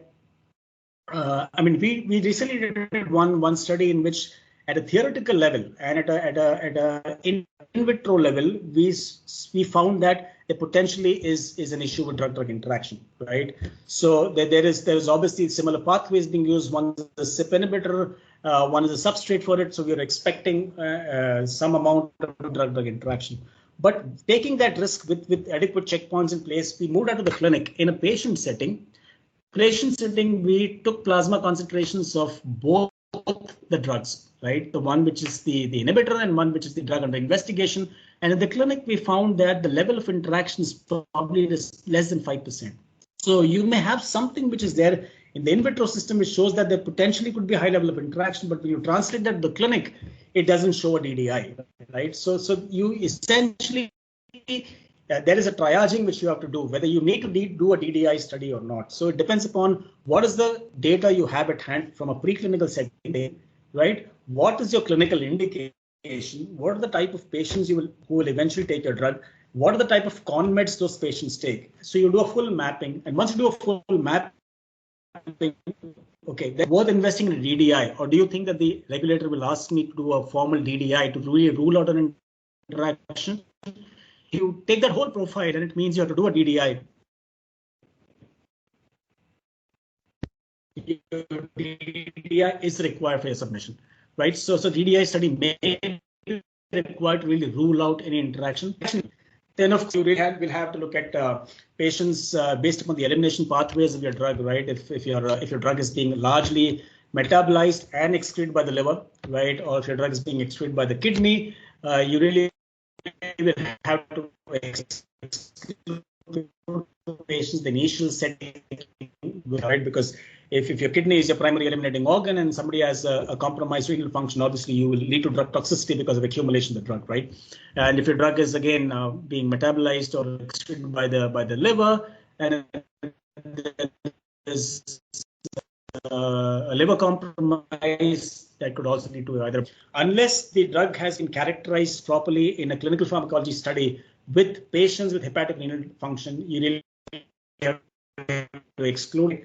But you can include those patients once you have enough assurance and confidence that you really don't have a risk there. And if there's a risk also, it may be by either reducing the dose. For example, if you have a dose of a particular drug given at 100 milligrams in a normal patient without renal function, renal dysfunction, you probably have to reduce that to say 50 mg in a patient renal function, because 100 mg may lead to toxicity. So all those things will come up at subsequent stages, right?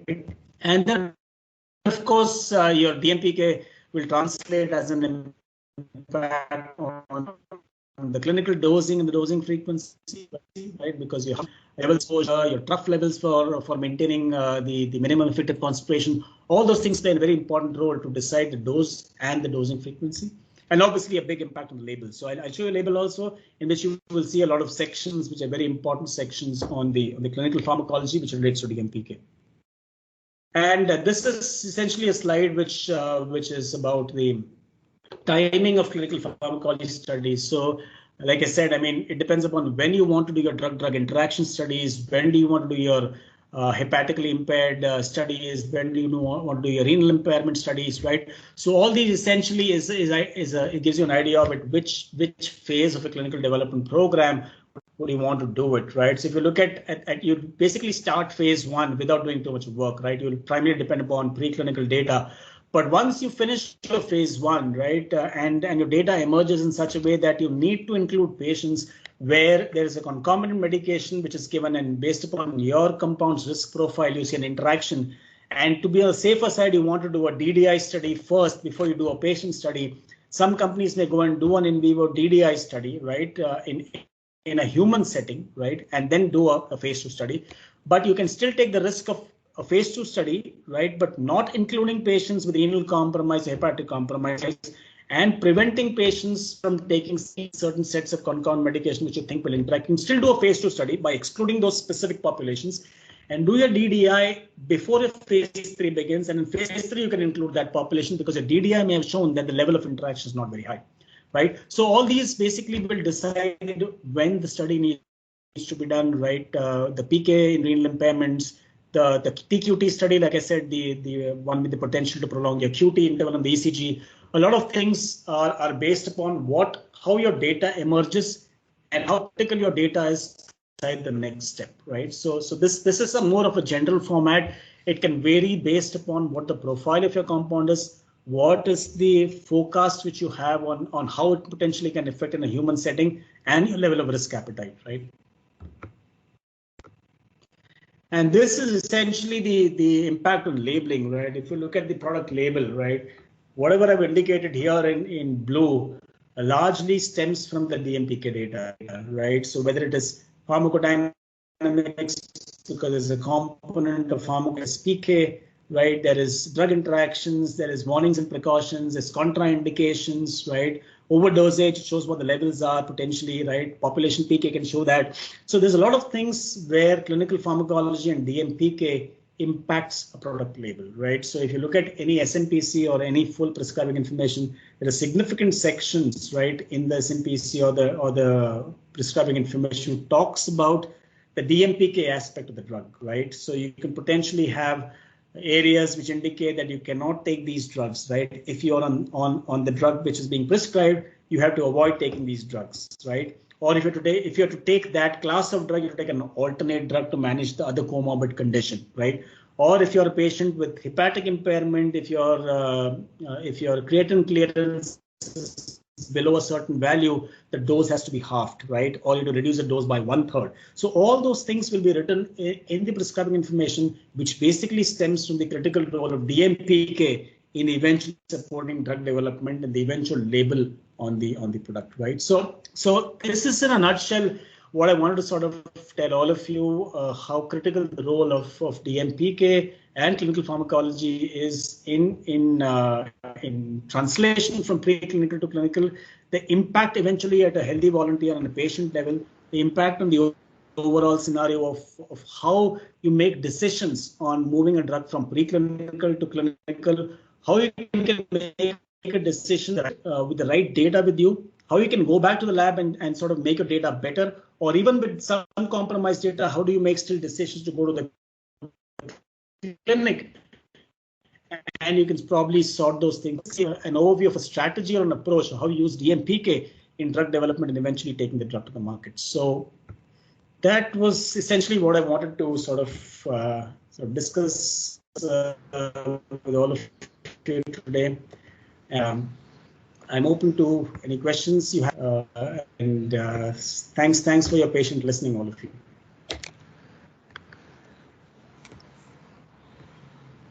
Thank you, Ajit, for that very comprehensive lecture and so nicely and effectively walking us through some of these key parameters with respect to drug products, taking them from the preclinical to the clinical stage. Now, we have a few questions already here, and if we can just take them up. There's this first question from Priyanka De, and she says, is it possible to categorize the enzymes of a metabolic pathway using any kind of mathematical formulation? Using any kind of mathematical? Mathematical formulation. Okay, so you basically were trying to see prediction, right? Yes, I'm assuming prediction without doing testing. Is that what the question is? Yes, so something that you can do it using some mathematical algorithms or equations. I think that is what she has in mind. Right. So one is, I mean, the class of drugs, right? So if you're working on a certain class of drugs, you already know if it has a liability or not, right? Because if the scaffold is similar, and if you're able to, from a medicinal chemistry perspective, understand the scaffold and the groups attached to it, and if you have the basic primary scaffold on which you have different groups, which makes your drug unique to what the scaffold is, right? You can always predict what the CYP liability is, right? But like I said, you can make predictions, right? Predictions can be made, but and based on the structure, you can do modeling around prediction. There are a lot of softwares which can really help you model and give you an idea of what the potential CYP liability or the metabolic liability of the compound is, right? So you can do a lot of theoretical work on a computer, right? And get to that stage where you can make a decision whether to synthesize the compound or not. So this is at a stage where you make a decision on synthesizing compound. I may not even work in the lab. I may sit on my laptop and then start working on different chemical scaffolds, get them through an efficacy simulation, get them through a metabolic simulation, look at the risk profile, right? So multiple softwares and algorithms which are available there.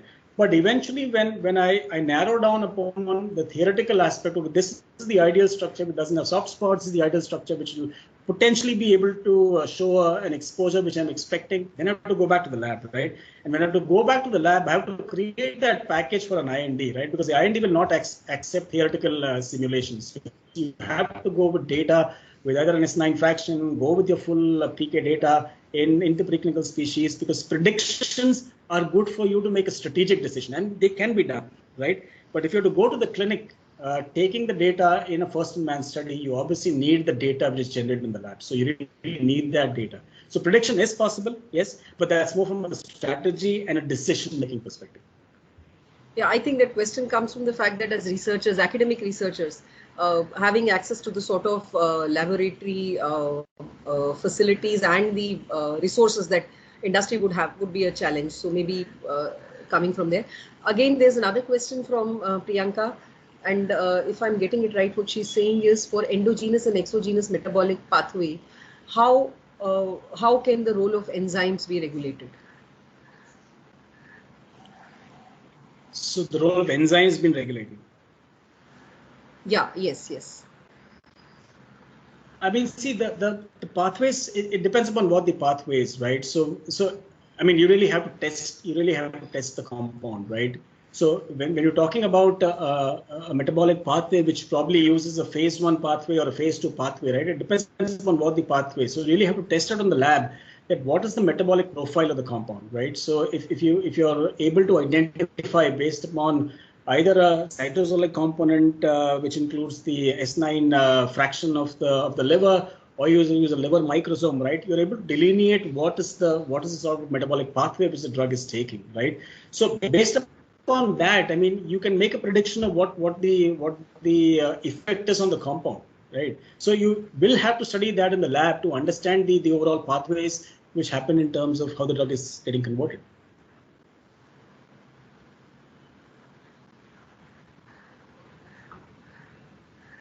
So there's another question from Dr. Jyotsna Rani Pradhan, and she says, is it necessary to administer drugs or molecules to rodents or whatever animals for 28 days to predict or study the toxicokinetics of the administered molecule? Right. So from a regulatory perspective, there is a requirement that for a even single human dose exposure, you have to do a 28-day rodent non-rodent exposure to animals, right? To rodents or non-rodents. That's a regulatory requirement. So even for one single dose of a human dose, right? Even if you give one tablet, right, and study the PK, that is to be backed up with a 28-day tox in rodent and non-rodent species. That's a regulatory requirement. But obviously, you will not do that straight away. You will essentially do a 7-day tox in a non-GLP setup and study how the profile is. You will do a 14-day tox in a non-GLP setup and evaluate, because essentially you're also doing dose selection, which the doses at which you're going to see toxicity, right? And then you narrow down on the dose, and once you select that dose, you use that dose in your GLP tox, right? But I mean, the essential point is that you will need the 28-day tox is really an essential thing which is required, whether it's for non-oncology products or for oncology products. The minimum exposure, even for one single human dose, is a 28-day tox profile. You will have to do that in a rodent non-rodent species. Unlike, like I said, in special situations and circumstances where only one species is able to show enough exposure, and none of the species show exposure in the station. The other blanket rule is a 28-day tox for a rodent and a non-rodent species. There's another question from Surya Goel, and the question is, how efficiently can we determine the pharmacokinetics of a drug, especially if the drug is poorly soluble and permeable?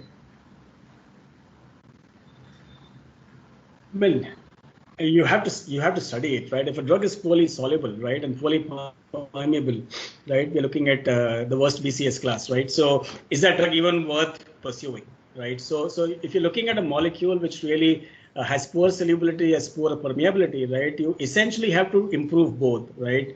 And I mean, you can really work on that in an in vitro system, right? So it's a basic triaging of your screening, right? If you've synthesized a lot of compounds, and you have compounds largely which are highly impermeable and highly insoluble, it may show an effect on an in vitro system. I mean, if you use DMSO or something and then you show an in vitro effect, essentially it's not going to be absorbed in systemic circulation, right? Or it will have very poor absorption, and you'll hardly see any exposures in a preclinical species, right? So essentially you have to triage it, and obviously this is a class of compounds which is really not going to make it unless you're able to solubilize it and you're able to improve its permeability by other characteristics in terms of modifying its solubility or modifying its permeability quotient and all that stuff. But I mean, essentially, people want to look at ideally a BCS class 1 or 2, right? Where at least you have some characteristics which you can work on subsequently. I mean, you may have a highly soluble drug, but it's not really great in terms of permeability. But you can still work on it, right? You can study it further, look at the exposures and stuff like that, right? But that's where the decision making has to happen from a medicinal chemistry to a DMPK formulation group, where they will assess all these parameters and then make a decision, right? So it's a go no go decision at that point in time. But you will have to study it in a whole intact physiological system to understand whether there are exposures in the first place. There was a question that I had, Ajit, if I can just put it up. Nutraceuticals is a very burgeoning sector, we know that. Typically, nutraceuticals, we're talking of a lot of botanicals in it. It's a assorted mix of a lot of compounds together, a lot of mixed extracts together, and so many other things. So, how far are we, or how close are we to conducting full-fledged ADMIT studies for the nutraceutical products that can show significant, maybe drug-drug interaction, can have significant impact on a whole lot of other things, and by themselves, how effective, what sort of bioavailability, etc. So, what is your take on that? Yes, I'm not an expert in this area, but I can sort of, based upon what I know, right?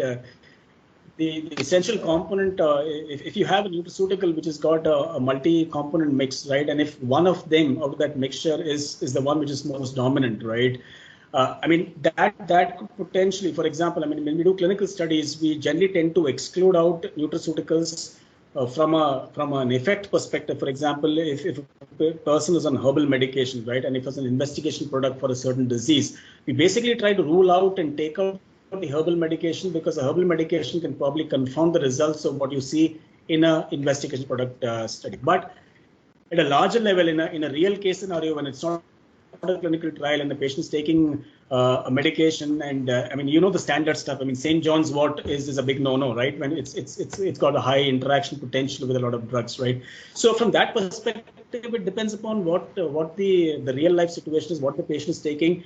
And if a herbal concoction has one of the components which is probably the more dominant component, there may be a regulatory requirement. Right now, the regulatory requirement actually comes in from the modern medicine part of things. Right, that if a patient is taking a medicine which is either a nutraceutical or a herbaceutical, right, or a traditional medicine, and if they feel that that traditional medicine has potentially one component which is much more than the other components, there may be a requirement that the regulator may ask you to test an interaction there, right? But I have not at least come across in the recent times of such requirements, because I mean they're kept separate, right? I mean in most protocols, if you're evaluating a certain effect and a herbal formulation is being given to again take the same effect, right? It's basically a prohibited medication, right? The patient will switch over from the herbal and come on to that only, because you will confound the whole efficacy and safety data, right? So that's where it is. But in a real situation, I mean, that's something, and there have been toxicities reported, right? As you know, Alka, there have been toxicities reported where patients taking herbal medication in which there are significant components of either flavonoids or some of the other components which can cause interactions and jack up the levels of the modern medicine drug, which goes up and can lead to toxicity and stuff like that, right? So, yeah, but I mean, there is no regulatory requirement as such, because in a clinical development program, these things are kept aside. I mean, the herbal formulation is not allowed as a concomitant medication when the investigation product is being examined. So if there are any more questions from participants, you can still raise your hands and interact with Dr. Ajit Nair.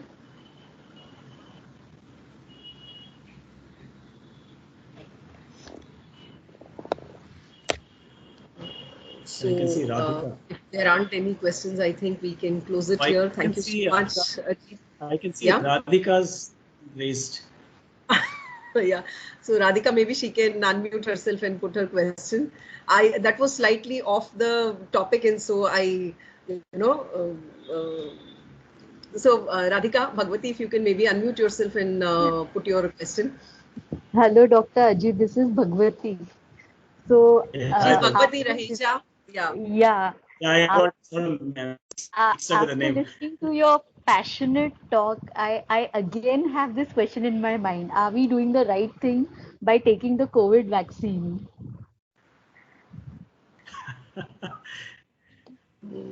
So I really Why need that an expert opinion. question? Why that question? I mean, it hasn't undergone all these rigorous nitty-gritties, the checking, etc., that you've been speaking for the past 2 hours, and that takes such a long time. So, are we really doing the right thing? Yeah. So Bhagwati, again, there are two or three things, right? I mean, one is this is an outlier, right? This pandemic is an outlier, right? I mean, if you look at classical requirements for IND filings and then getting into first-in-man studies and all that, there is a certain requirement. And I'll tell you, I mean, this is in public domain, so I can tell you, we also have a COVID program, which is right now running in the US, and we're almost at the stage of phase 2 development. As you know, a lot of oncology drugs have repurposed mechanisms to tackle even COVID, right? So when you look at COVID programs, you essentially get a lot of waivers from the regulators, right? Given that it's a pandemic, right? And you need rapid drug development to tackle the pandemic, right? There are obviously some waivers given, some waivers may not be given. So the core essential things will definitely be there, right? So for example, if you're looking at a vaccine, right, which all these companies would have developed, the essential things of doing a tox study, profiling the tox, profiling a lot of other things, looking at, I mean, not just DMPK, but even safety, characterization, purity, all those minimum things will be done, right? But there could be some waivers given on certain things, right? Which is a calculated risk which a regulator takes along with the sponsor of that study, right? So there's potentially a risk. It also depends upon the extent of exposure and all that stuff, right? So I mean, there are waivers given in special instances where a regulator may say that, you know what, I'll allow you to do the study now, but as you do the study, you generate the data parallelly, right? Whereas a non-COVID kind of situation, right, you may not be given that waiver, right? So it's a thing which is a risk to requirement ratio, I would say, Bhagwati. So it's not that the COVID vaccines which all of us might have taken don't come with an underlying risk. There's an underlying risk, but obviously the benefits may be outweighing the risks. And if you can look at all that data which comes in, and now in general public is probably more Google savvy. So if they see a 0.01 risk of a hematoma formation or a clot formation or a pulmonary embolism which happens, they translate it to the larger population, right? But essentially everybody has to remember, even if you take aspirin or you take ibuprofen, you take a blood pressure medication all through your life, it has an underlying much bigger adverse event list than what this vaccine has, right? So it has to be put in perspective. Now, because there's a pandemic, everybody is in a very hyper excitatory state. So even a small thing which happens in probably 1 in 100,000 case can affect people. He's saying, okay, this is toxic, right? But the very anti-diabetic medication or antihypertensive medication they're taking for years together has a much bigger risk profile. Yeah, I can only say thank you for your opinion. Thank you, Ajit, for that out of syllabus question also. Handled very well. So again, thank you so much, Dr. Ajit Nair, on behalf of Bombay College of Pharmacy. We have one more ATAL FDP. Huh? We can take one more hand by Dr. Varsha Pokharkar. Okay. There is. So there's one more question, Ajit. Just 1 second. Sure. So Dr. Varsha Pokharkar, if you can just. Thank you, Dr. Alka and Dr. Varsha. First of all, thank you, Dr. Ajit, for that excellent, informative talk. Very insightful indeed. Just one question was like, how do we go about for pediatric PK studies, preclinical pediatric, any specific models recommended, and what can be your suggestions on that? I mean, in the pediatric PK space, you obviously, I mean, there's nothing like special pediatric PK models, right? I mean, essentially what the point is that, again, the lifespan of smaller animals, right? The lifespan again is short, right? And you essentially can do some correlations on that. But in general, right? Even when your drug is eventually indicated for only a pediatric population, right? So essentially, if you look at most of the drugs, right, unless it's very, very specific, right? Most of the drugs which are available for pediatrics are also available for adults, right? In fact, the development cycle of all drugs is that you essentially start development in an adult population, and then you start working if there's a potential in pediatrics, right? So a pediatric study will always be backed up by adult studies, right? So a lot of studies, unless it's really directed towards a pediatric population, will not have that nuance, right? You always need an adult population data to back up a pediatric study. So that's the first important thing. So there may be very rare instances where you potentially are giving a drug for a pediatric population, which is never given to an adult population, right? I mean, 99% of the time is the other way around. So you will always back it up with adult human data, and that backs up with all the preclinical. But I mean, even if it's targeted towards the pediatric population only, you will still have to the standard stuff. There is nothing like a pediatric rodent population which you will evaluate, right? Because I mean, they're all vulnerable, susceptible groups, right? So you will not really do that. You may actually try to look at some of the other aspects when it comes to toxicology. If you're looking at the drug essentially for only children, right? You potentially will look at something called as a modified reprotox study, right? A reproductive toxicology study where you potentially are exposing it to the mother or the female animal, right? And going through all the phases of development, parturition, and then seeing the development in the pup or the animal, right? When the animal goes. So those are development toxicity which can be correlated to some sort of pediatric correlations. But otherwise, I don't think there is specific pediatric preclinical study which needs to be done. Thank you. My question was because we can understand that the DMPK profiling is going to be very much different, right? In case of the pediatric population particularly. So yes, of course, the DMPK profiling is going to be different, right? Because I mean, the whole characteristics around elimination, especially, right? There could be obviously the organs are still in development, right? Especially if it's a small population, right? Of small infants, obviously the profile is different. Yes, but again, that's again backed up on your data which you have in preclinical, and you can do correlations to adults and infants, right? Because you know what the risk profile is, and you know what the metabolic characteristics will be in an adult population versus a pediatric population. So accordingly, the dosing and all that will change, right? All your allometric scaling of doses, everything changes when you compare it with an adult population to a pediatric population. But essentially, the data set remains the same largely at a preclinical level. Thank you, Dr. Ajit. Thanks. So if there are any more questions, or we can take them, or we close the session here. I think we Dr. Vaishali, will we close it? We can conclude. Yes. So thank you, Dr. Ajit Nair, on behalf of Bombay College of Pharmacy, ATAL FDP, and all the participants for such a wonderful session and dealing with it so very well. Thank you so much. Okay. Thank you, everybody, and all of you all, please stay safe.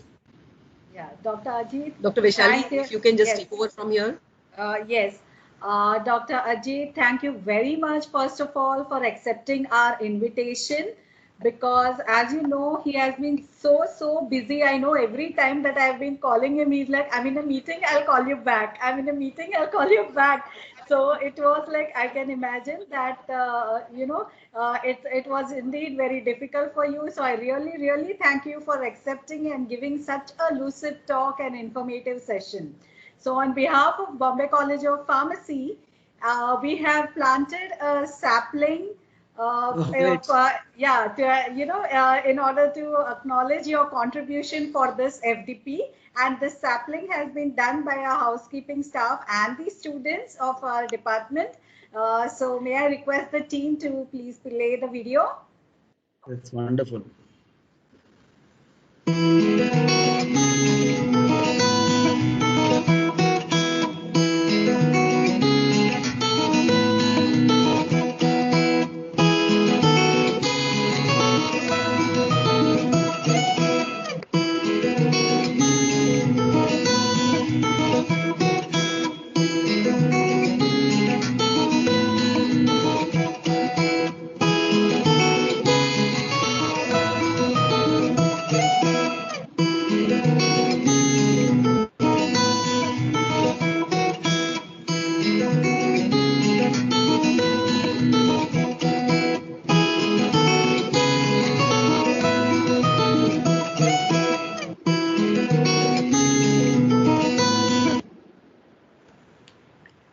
That's very nice. Thank you so much.